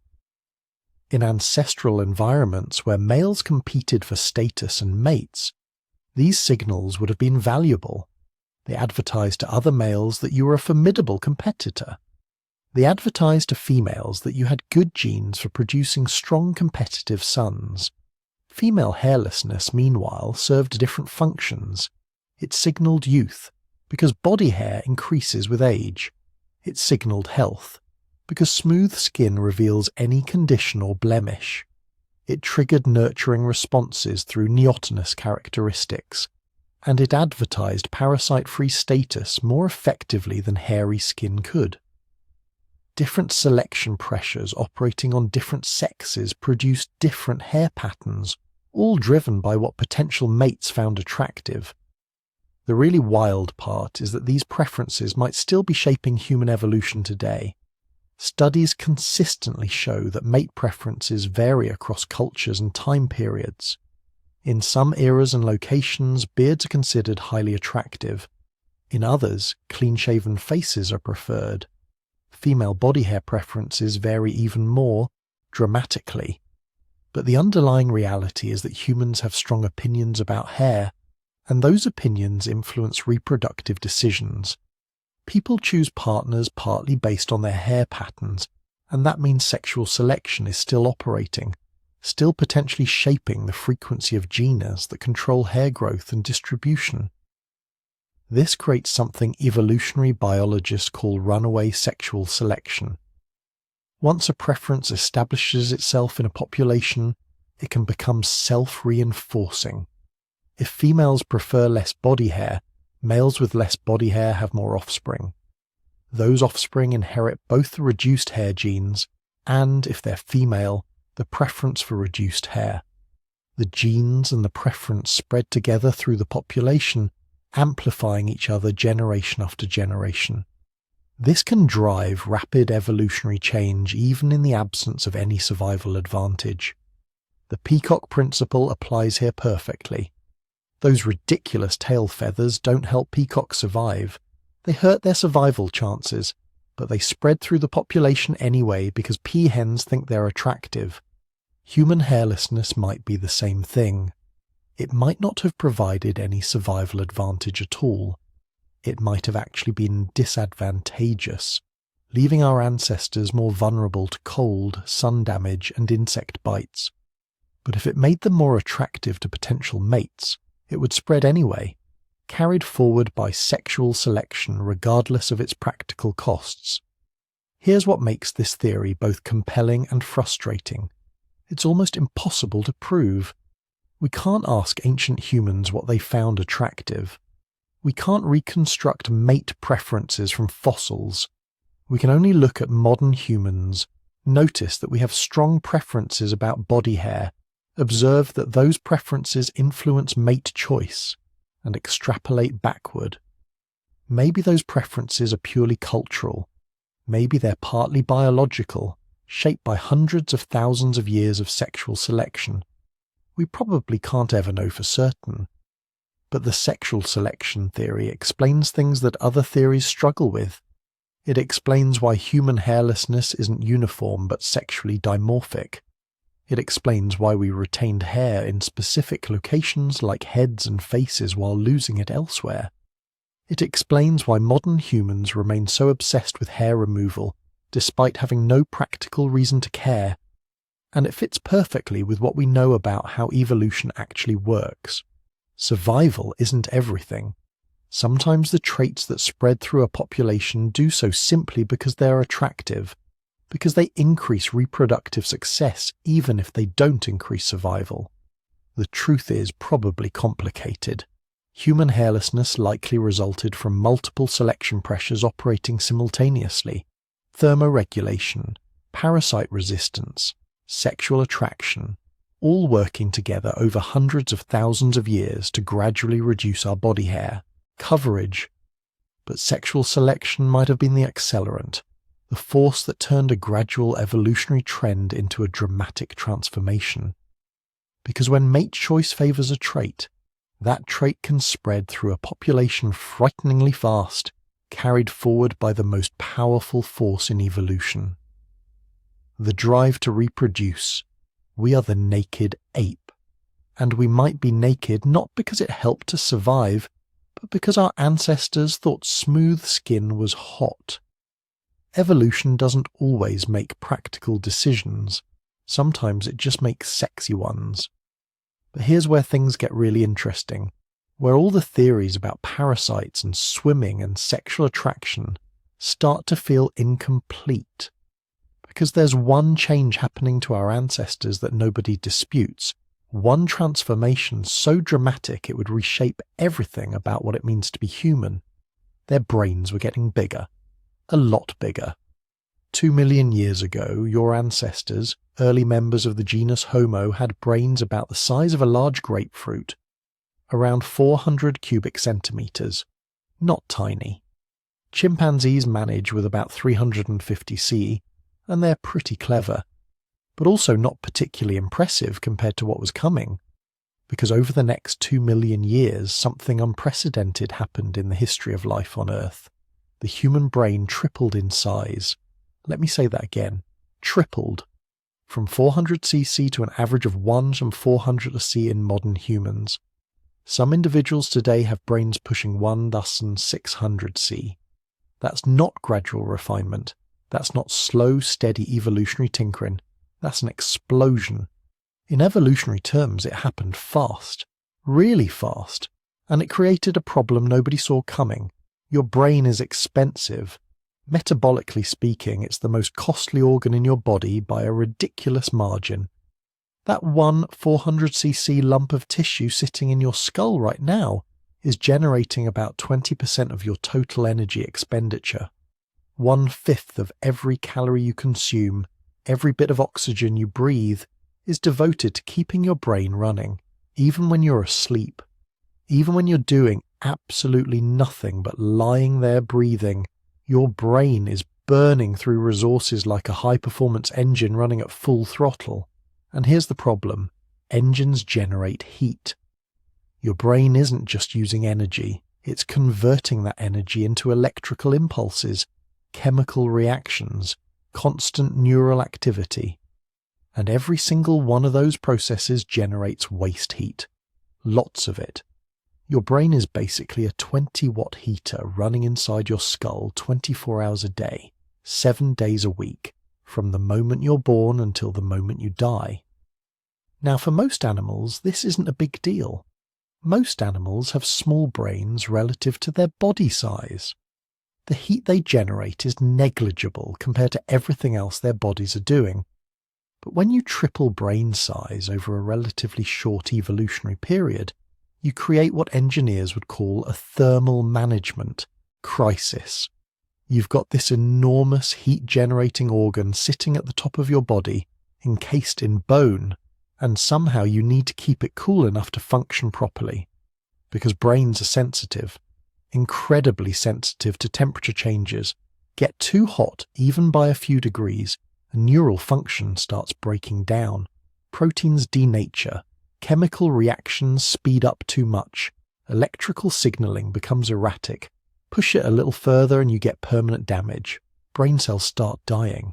The very thing that makes you human begins destroying itself. Evolution doesn't make organs that self-destruct under normal operating conditions. So as human brains were expanding, something else had to change. The body needed to develop better cooling systems. And this is where hair loss starts making perfect sense in ways that have nothing to do with swimming or parasites or looking attractive. Think about it. Hair is insulation. That's its entire evolutionary purpose. It traps air close to the skin, creating a barrier that holds heat in. Fantastic if you live in cold climates. Terrible if you're trying to dissipate excess heat from an overactive brain.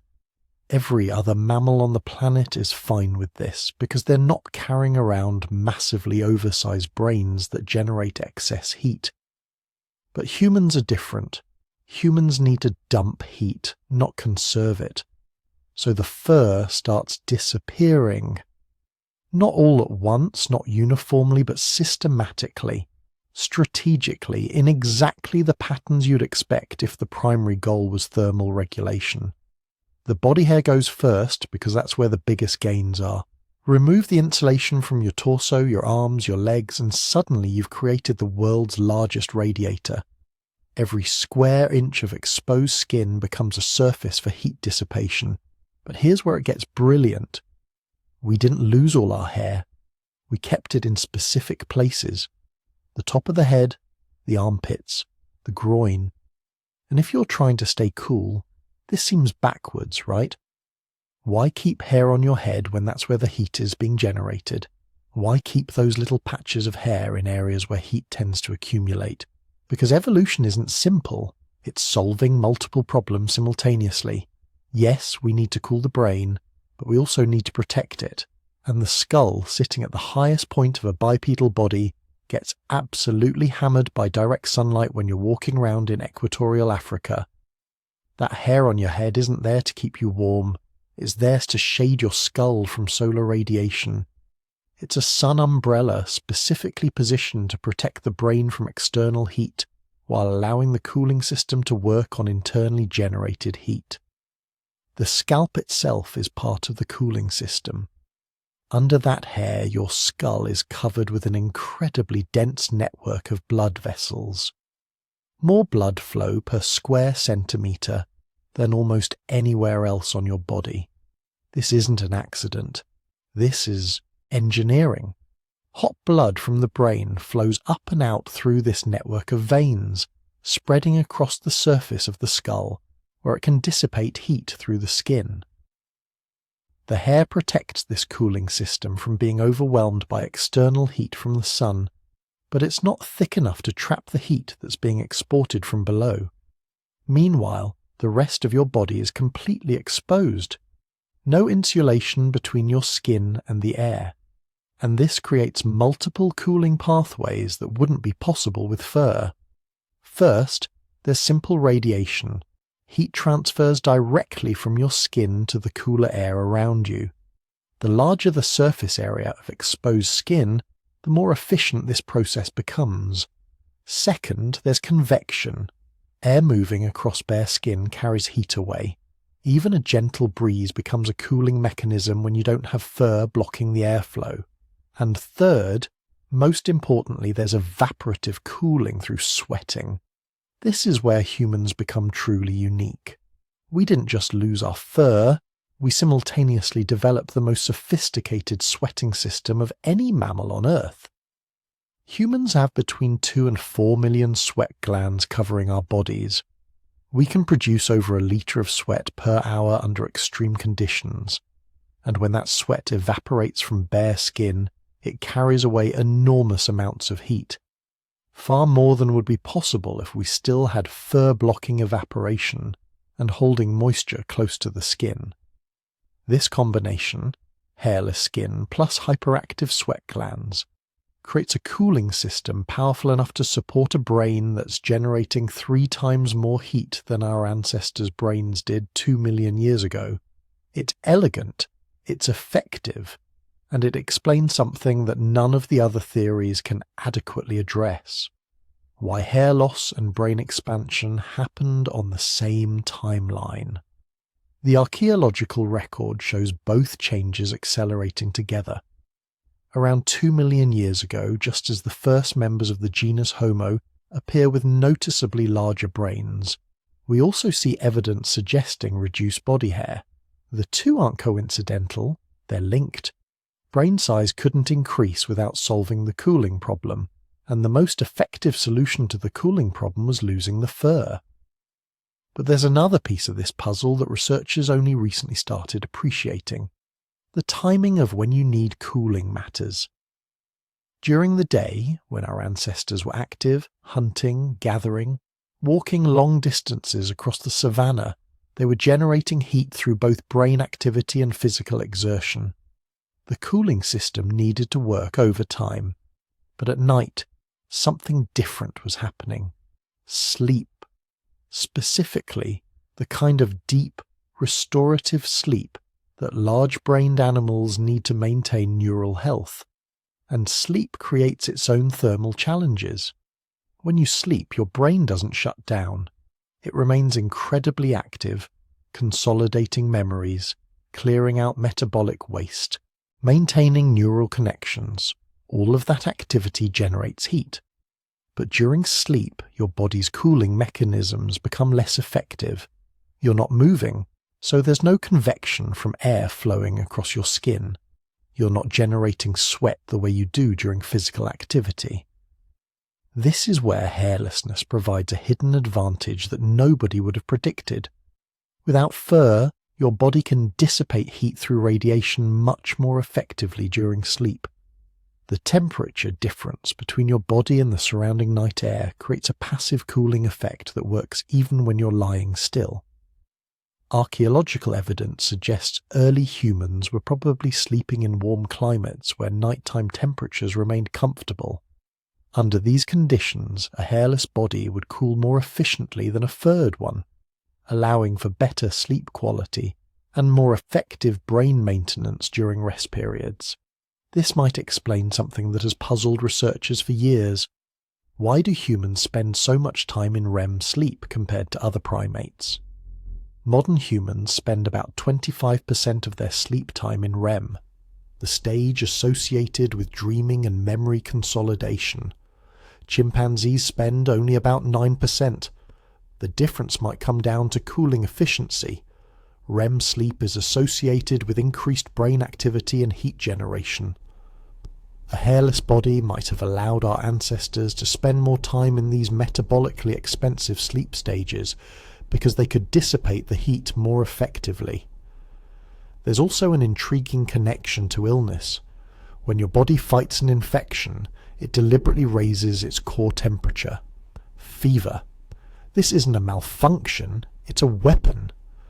Many pathogens can't survive at elevated temperatures.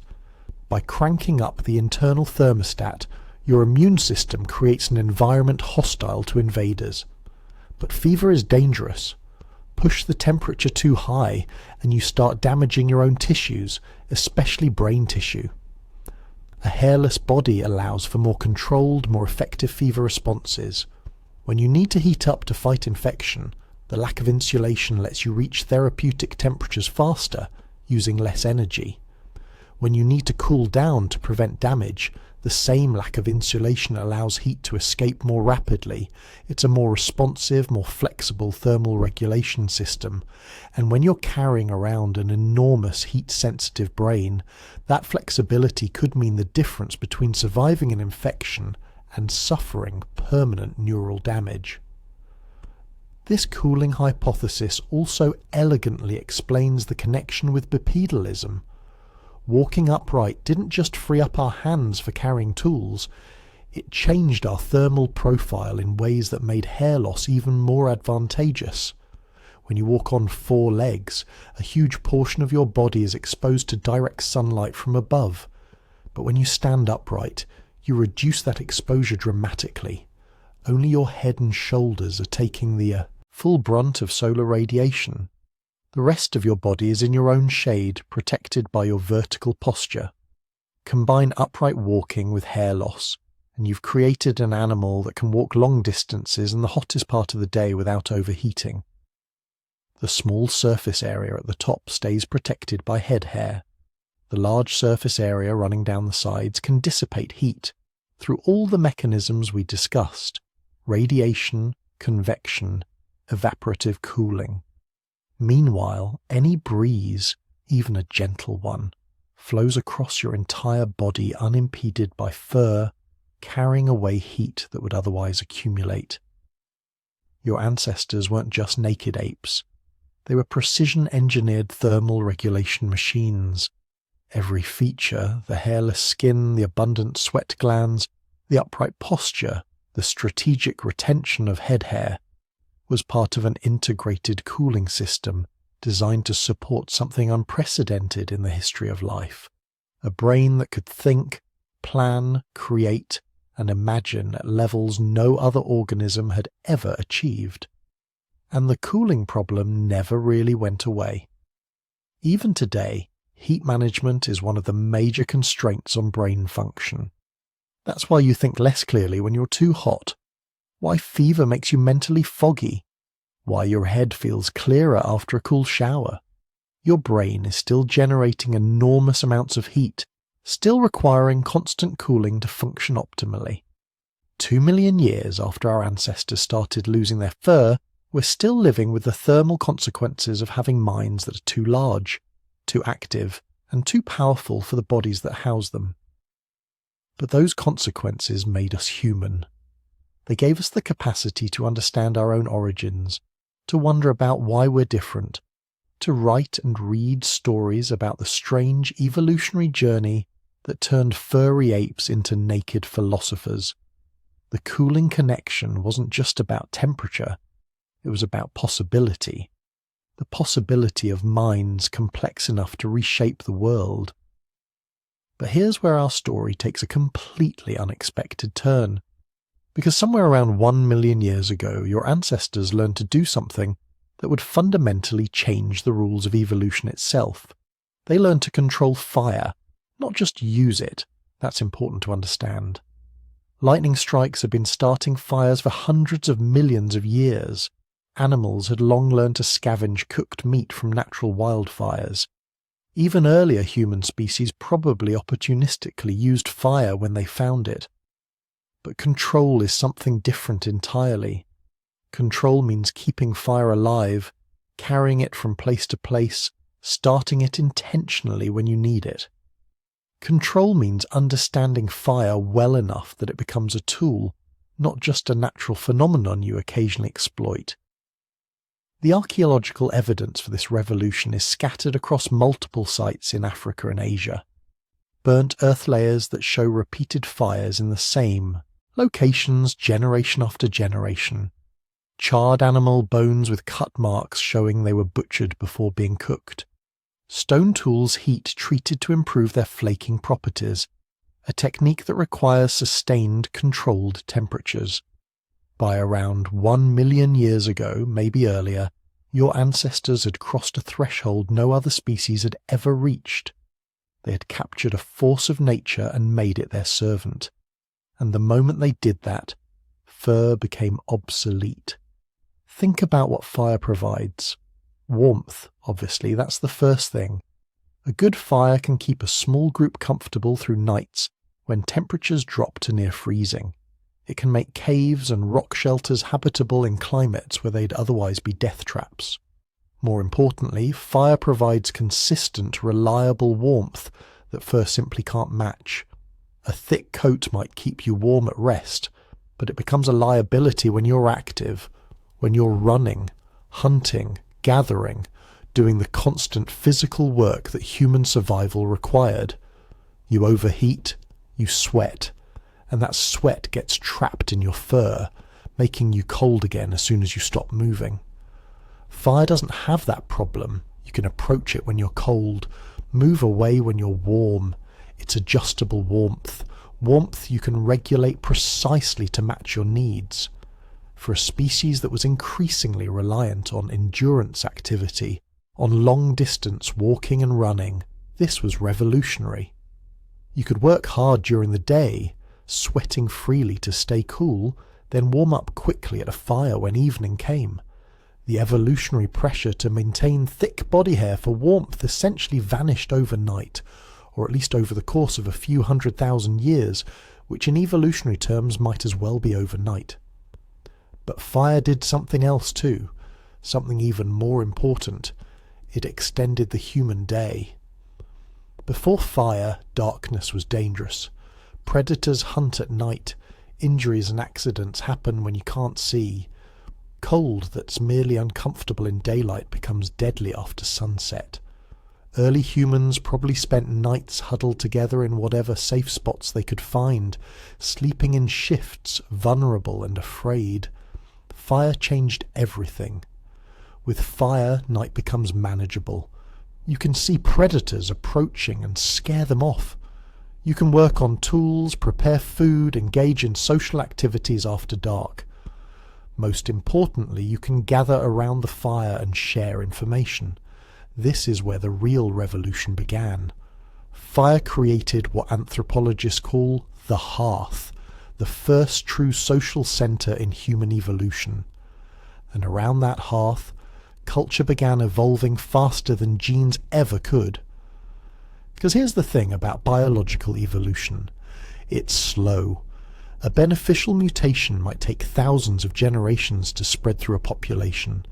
Adaptations to new environments require hundreds of thousands of years. But cultural evolution, the transmission of ideas and techniques through learning rather than genes that can happen in a single generation. Show someone a better way to make a spear, and they can start using it immediately. Teach a group how to process toxic plants to make them edible, and they can exploit new food sources within weeks. Discover that a particular cave provides better shelter than others, and you can move your entire community there in a day. This is evolution at the speed of thought, and fire made it possible. Because fire gave humans the time and space to teach, to learn, to experiment and innovate. The archaeological record from this period shows exactly this acceleration. Stone tool technologies that had remained essentially unchanged for hundreds of thousands of years suddenly begin diversifying. Regional variations appear, suggesting different groups were innovating independently and then sharing their discoveries. Tool complexity increases dramatically. Simple choppers give way to carefully shaped hand axes, which give way to sophisticated composite tools made from multiple materials. Each innovation represents knowledge being accumulated and passed down across generations, culture building on culture. And then came clothing. We don't know exactly when humans first invented clothing because plant and animal fibers don't preserve well in the archaeological record. But genetic analysis of human body lice, which are different from head lice and can only survive in clothing, suggest clothing became common somewhere between 170,000 and 83,000 years ago. That's a huge time range, but it tells us something important. By the time modern humans were preparing to leave Africa and colonize the world, they had invented artificial fur. Think about what an incredible innovation this is. Clothing is removable fur. It can be taken off when you're working hard and you need to cool down. It can be put on when you're resting and need to conserve heat. It can be washed when it gets dirty, removing parasites and pathogens that would otherwise accumulate. Most remarkably, it can be modified and improved without waiting for evolution. Cold climate. Make thicker clothing. Hot climate. Make lighter clothing. Need waterproofing. Use different materials. Need camouflage. Change the colors. This is biological adaptation through technology. It's evolution divorced from genes, innovation happening not over geological timescales, but over human lifetimes. And it made biological fur not just unnecessary, but actually disadvantageous. Because fur is fixed. You can't take it off when it's hot. You can't wash it properly. You can't modify it to suit changing conditions. It's evolutionary baggage, a solution to a problem that technology had already solved better. But clothing did something else that made fur loss almost inevitable. It created a selection pressure against body hair. Here's why. If you're wearing clothing regularly, any body hair you do have is going to be trapped underneath it. That hair will trap sweat, creating damp conditions perfect for bacterial and fungal growth. It will harbour parasites that now have both your body and your clothing to hide in. It will create friction and chafing against the clothing. Suddenly, having less body hair becomes advantageous. Individuals with naturally less body hair would be more comfortable in clothing. less prone to skin infections, better able to maintain hygiene. Over thousands of generations, this pressure would drive human populations toward less and less body hair, not through some dramatic genetic change, but through the slow accumulation of small variations, each one making its bearers slightly more successful in a world where clothing was becoming standard. This is evolution guided by culture, biology adapting to fit the technologies humans had created. The shelter hypothesis fits perfectly into this picture. As fire and tool use improved, humans weren't just surviving in the landscape, they were modifying it to suit their needs. Simple windbreaks made from branches evolved into more sophisticated structures. Natural caves were improved with stone walls and fire pits. Eventually humans were building substantial shelters that could protect them from rain, wind, and temperature extremes. Each improvement in shelter technology reduced the survival value of thick body hair just a little bit more.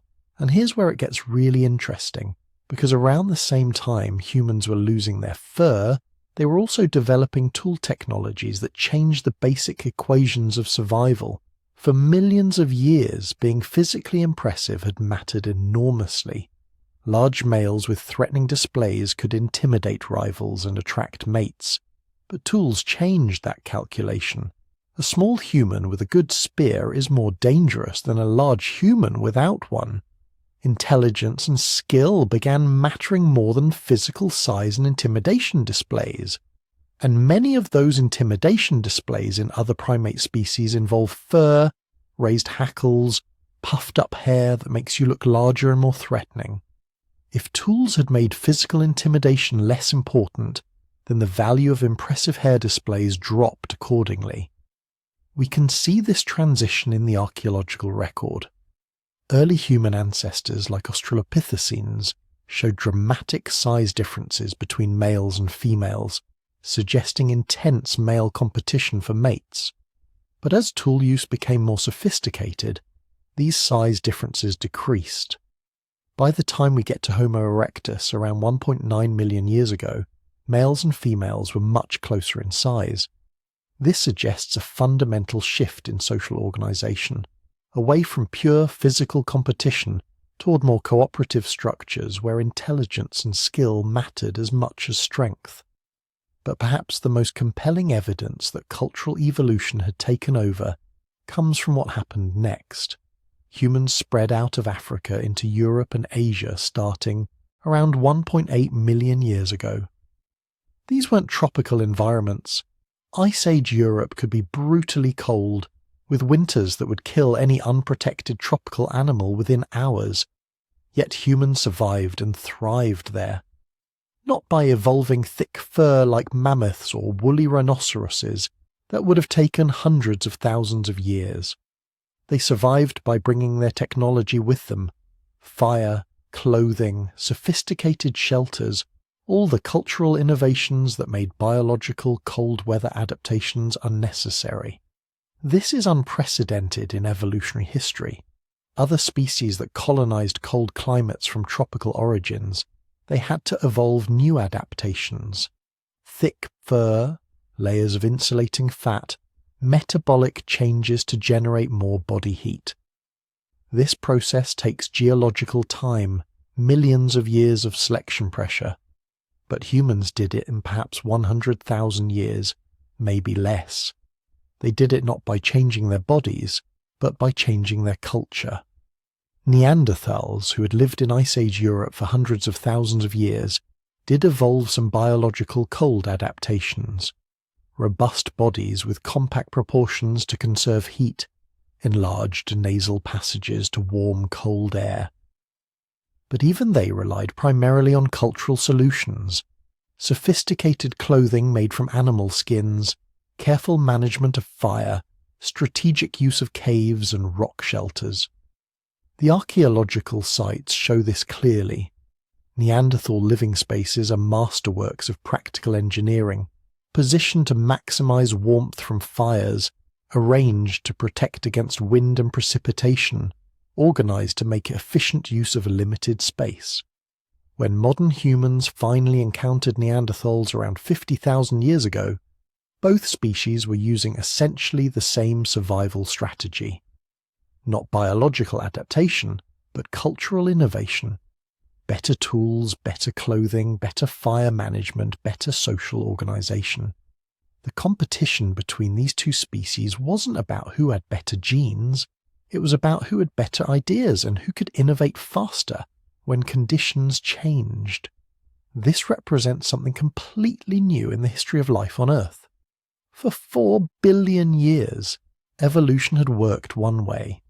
Random mutations creating variation, natural selection preserving what worked, species gradually adapting to their environments over vast timescales. But humans had discovered a shortcut. Cultural transmission, the ability to pass on learned behaviors and accumulated knowledge across generations, allowed adaptation to happen at speeds biology could never match. And once that genie was out of the bottle, there was no putting it back. The loss of human body hair is, in this light, one of the clearest examples of technology driving evolution. We didn't lose our fur because some random mutation made it disappear and that turned out to be advantageous. We lost our fur because we developed technologies, fire, tools, clothing, shelters that made fur unnecessary and even disadvantageous. Biology was adapting to fit our culture, not the other way around. The tail was wagging the dog, and this is still happening. Human evolution hasn't stopped, it's just operating under radically different rules now. We're getting shorter faces because cooking makes food easier to chew. We're developing better ability to digest milk and starches because agriculture changed our diets. Some populations are evolving resistance to diseases that only exist in dense cities. Culture is driving evolution, and evolution is struggling to keep up.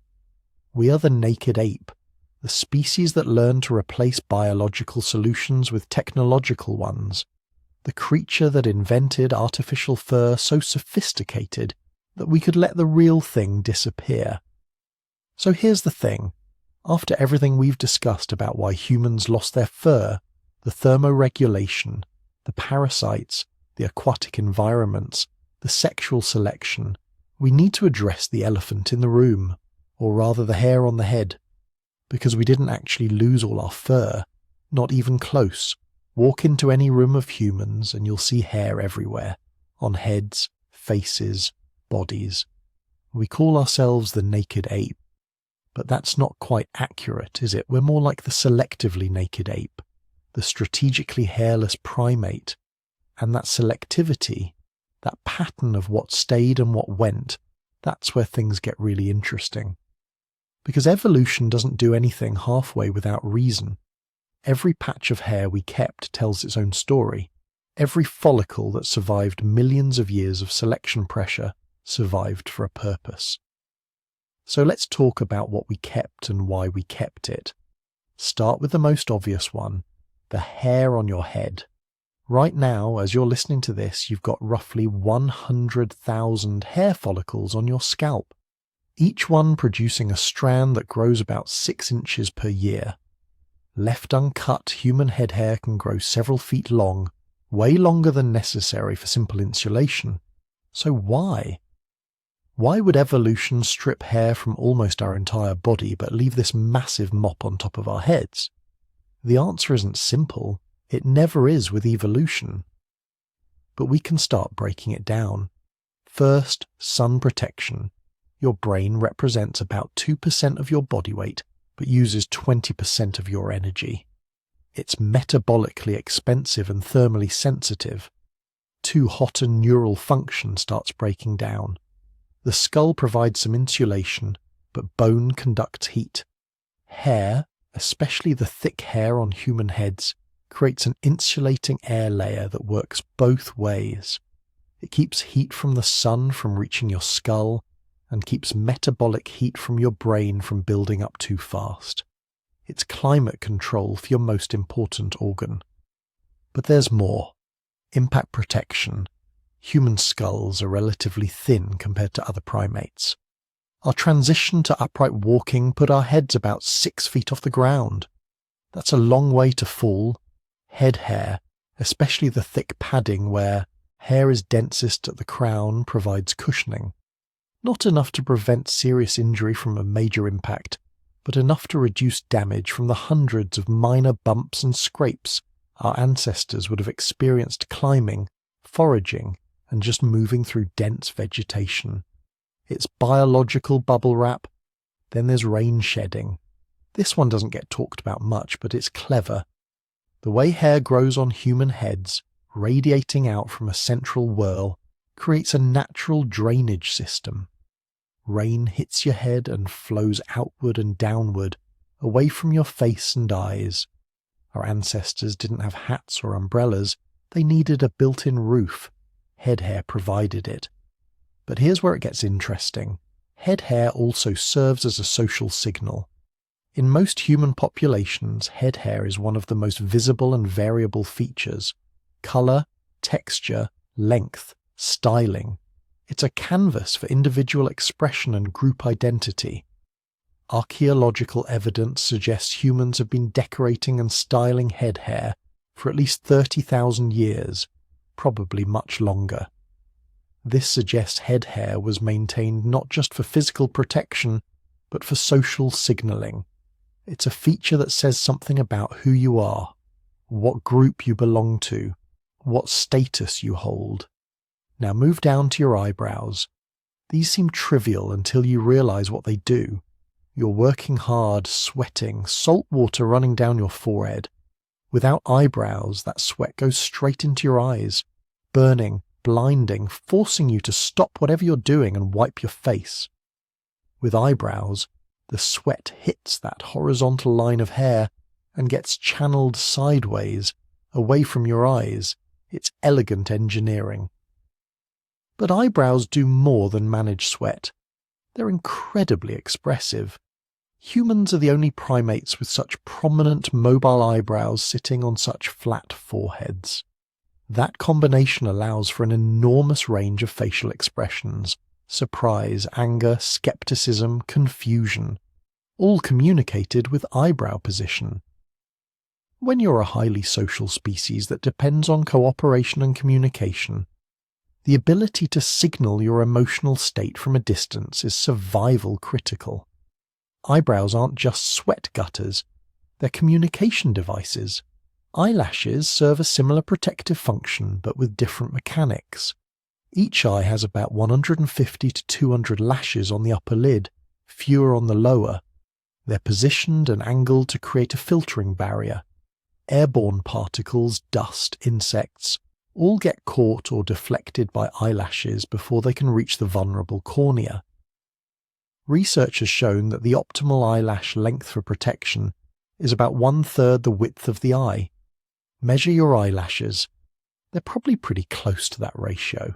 That's not coincidence. That's millions of years of selection pressure optimizing a protection system. Too short and they don't filter effectively. Too long and they create air turbulence that actually directs particles toward the eye. Evolution found the Goldilocks zone and locked it in. But like eyebrows, eyelashes also serve a social function. In many cultures, long eyelashes are considered attractive, particularly in women. This might seem arbitrary, but it probably relates to honest signaling of health and youth. Eyelashes, like other hair, tend to thin and shorten with age and poor health. Thick, long lashes signal genetic quality and current condition. They're a feature that's hard to fake, at least until the invention of mascara and false lashes. Now let's talk about the hair that makes people uncomfortable. Pubic and axillary hair. The hair around your genitals and in your armpits. This hair doesn't show up until puberty. Children don't have it. It appears precisely when sexual maturity begins. That timing tells us something important. This hair is connected to reproduction. But how? Why would evolution add hair in specific locations just as we become capable of reproducing? The most compelling explanation involves pheromones and scent signaling. Humans have apocrine sweat glands concentrated in the armpits and groin. These glands produce a different kind of sweat than the eccrine glands that cover most of your body. Equine sweat is mostly water and salt for cooling. Apocrine sweat is thicker, richer in proteins and lipids. It doesn't smell much when it's first secreted, but bacteria on your skin break it down into compounds that definitely smell. That's body odor. And in a species that has supposedly evolved to minimize scent, why would we maintain glands specifically designed to produce it? Because scent still matters for humans, more than we typically realize. Modern research shows humans can detect pheromones and other scent compounds at incredibly low concentrations. We respond to them unconsciously, affecting our mood, attraction, even our physiological state. Women living together often synchronize their menstrual cycles through pheromone signaling. People can identify their romantic partners by scent alone, even when blindfolded. We're not as scent blind as we think. Pubic and axillary hair increases the surface area for scent distribution. Each hair provides more space for bacteria to colonize and break down apocrine secretions. The hair also traps and slowly releases scent compounds, extending their effective duration. Without the hair, you'd sweat, smell briefly, and the scent would dissipate quickly. With the hair, you create a longer-lasting scent cloud that broadcasts information about your age, health, genetic compatibility, and current reproductive status. It's a chemical resume. For our ancestors, who didn't have perfumes, deodorants, or daily showers, this natural scent was important social and sexual information, and the hair was essential for distributing it effectively. But there's another function that often gets overlooked: friction reduction. Skin-on-skin contact in areas that move frequently. Armpits, groin, inner thighs, creates friction. That friction generates heat and can cause chafing, blisters, skin damage. Hair reduces that friction by creating a sliding layer. Each hair acts like a tiny roller bearing, allowing skin surfaces to move past each other with less resistance. For a species that walks upright and engages in a lot of physical activity, this friction reduction in high movement areas is genuinely useful. It's why modern athletes sometimes experience chafing problems. We've removed the natural solution evolution provided. Now think about the hair most people forget. The hair inside your nose and ears. Nobody sees it. Nobody thinks it's attractive. Many people actively remove it. But it's there for critical reasons. Nose hair filters the air you breathe. Your nostrils are pulling in around 20,000 litres of air every day. That air contains dust, pollen, bacteria, viruses, fungal spores, pollution particles, all kinds of stuff you don't want in your lungs. The hair in your nostrils, along with mucus, creates a filtering system that traps large particles before they can reach your respiratory system. Studies show that people who remove their nose hair have higher rates of respiratory infections. That hair is your first line of defense against airborne pathogens.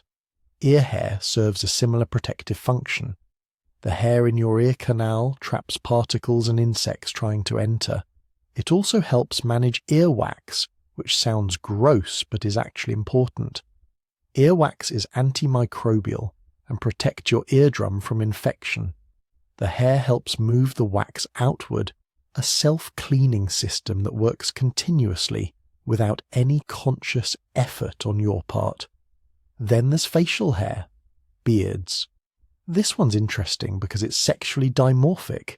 Men can grow thick beards, women typically can't. That difference tells us sexual selection is involved. Beards aren't about warmth or protection from the elements. If they were, women would have them too. Women live in the same environments and face the same weather. So why do men have beards? The most supported theory is that beards are a dominance and maturity signal. In primate species, facial hair and manes are common in males and almost always relate to status signaling. Think of a lion's mane. It makes the male look larger, more intimidating, more mature. Human beards do something similar. Research shows bearded men are perceived as older, more masculine, more aggressive, and higher status than clean-shaven men. That perception affects social interactions. In ancestral environments where male competition for status and mates was intense, anything that made you look more formidable without requiring you to actually be bigger or stronger would be advantageous. A beard is relatively cheap to produce. Just let the hair grow, but it significantly changes how others perceive you. It's honest signaling of testosterone levels and postpubertal status, but it's also a form of social manipulation, making yourself look more dominant than you might actually be. But here's something most people don't realize. You're not actually hairless anywhere. Right now, look at the back of your hand. Looks pretty smooth, right? But get close, really close. You'll see it. Vellus hair. Fine, short, usually unpigmented hair that covers almost your entire body. Adults have about 5 million hair follicles. Only about 100,000 of them are on your scalp producing terminal hair, the thick, pigmented hair we normally notice. The rest are producing vellus hair. These tiny hairs are functional. They help with tactile sensation. Each hair follicle has nerve endings at its base. When something touches the hair, even lightly, you feel it. This gives you enhanced spatial awareness of your body's boundaries and what's contacting your skin. Vellus hair also assists marginally with thermoregulation. The tiny hairs can stand up when you're cold, creating small insulating air pockets. It's not as effective as the fur our ancestors had, but it's not completely useless either. The goosebumps you get when cold or scared, that's your vellus hair trying to do what it used to do when we had proper fur. The response is still there, even though the thick hair isn't. So what does all this tell us? What's the big picture here? The pattern of hair retention in humans suggests our hair loss wasn't driven by a single selective pressure. If it was just about cooling, we'd have lost all our hair. If it was just about parasites, we'd have lost all our hair. If it was just about aquatic adaptation, we'd have lost all our hair. But we didn't. We lost most of it, but kept specific patches in specific locations, each patch serving multiple functions: head hair for sun protection, impact cushioning, rain shedding, and social signaling. Eyebrows and eyelashes for eye protection and facial expression. Pubic and axillary hair for scent distribution and friction reduction. Nose and ear hair for filtering and protection. Facial hair for status signaling. Vellus hair for sensation. And marginal thermoregulation. The retention pattern suggests the hair loss was probably driven by thermoregulation and persistence hunting adaptations, but other selective pressures maintained hair in locations where it served important functions that outweighed the cooling disadvantage. Evolution is always making trade-offs, cost-benefit calculations. Losing body hair improved cooling but reduced protection and eliminated scent distribution. So, evolution compromised. Lost most of the hair where cooling was most important, the torso and limbs, but kept it where protection, communication, or sexual signaling mattered most. Every human is a walking map of these evolutionary compromises. Every patch of hair, every smooth stretch of skin, represents a decision made by natural and sexual selection over millions of years. The naked ape isn't actually naked. We're selectively dressed, strategically hairy, and that selectivity tells a story about what mattered most to our ancestors' survival and reproduction. Not one story, many stories, overlapping, intersecting, sometimes contradicting each other. That's evolution. Not clean, not simple, but endlessly fascinating. So here we are. After exploring savanna sprints and aquatic adventures, parasite problems and sexual selection, thermoregulation theories, and the rise of clothing technology, you might expect a neat answer. A single explanation that ties everything together with a bow. But that's not how evolution works. And honestly, that's not how this story ends. Because the truth is, we don't have one answer. We have fragments of answers. pieces of a puzzle that fit together in ways we're still trying to understand. The loss of human body hair represents one of the most dramatic transformations in primate evolution. Think about it. Our closest relatives, chimpanzees, gorillas, bonobos, they're all covered in fur. Every ape species on Earth except one has maintained the standard primate dress code. And then there's us, standing there mostly naked, looking absolutely ridiculous compared to our cousins. This didn't happen by accident. This wasn't some evolutionary hiccup or random mutation that just stuck around. Losing body hair had to provide serious advantages because it also came with serious costs. Without fur, we became vulnerable to sunburn, to cold, to abrasions and cuts that our ancestors' body hair would have cushioned. Evolution doesn't make changes this dramatic unless the benefits massively outweigh the risks. So what were those benefits? Most likely, all of them. The Savanna hypothesis probably played a role. Running long distances in the African heat would have been easier without a fur coat. The sweating system that replaced our fur gave us unmatched endurance in hot climates. The parasite protection theory makes sense too. Less body hair means fewer places for lice, fleas, and other disease-carrying parasites to hide. In environments where disease was a constant threat, this could have been a life or death advantage. Sexual selection was almost certainly part of the equation. Hairlessness made skin visibility a form of communication. Health, age, emotional state all became more visible when our fur disappeared. This would have made choosing mates more efficient, favouring clearer skin and better health indicators. And then there's the connection to brain development. Our naked skin, covered in sweat glands, became one of the most sophisticated cooling systems in the animal kingdom. This allowed our ancestors to push their metabolisms harder, support larger brains, think more complex thoughts. Without this cooling system, the massive brains that make us human might never have evolved. But here's what really happened. All these pressures work together, reinforcing each other, creating a feedback loop where each change made the next one more likely. Losing fur made us better runners, which made us better hunters, which gave us more protein, which supported larger brains.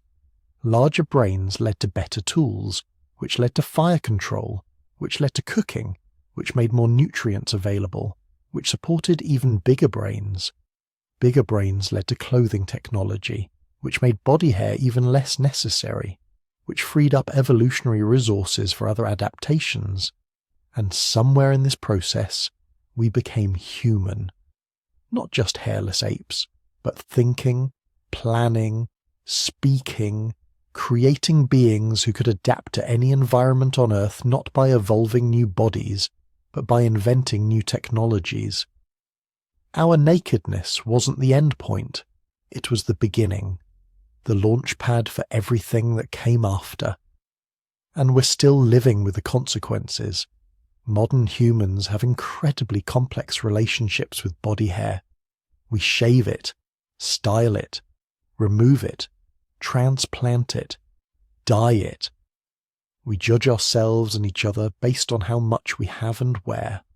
Some cultures value hairlessness, others see body hair as a sign of maturity and strength.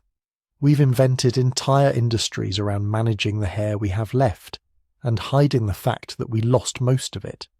This tells us something profound. The story of our hairlessness isn't just ancient history, it's ongoing.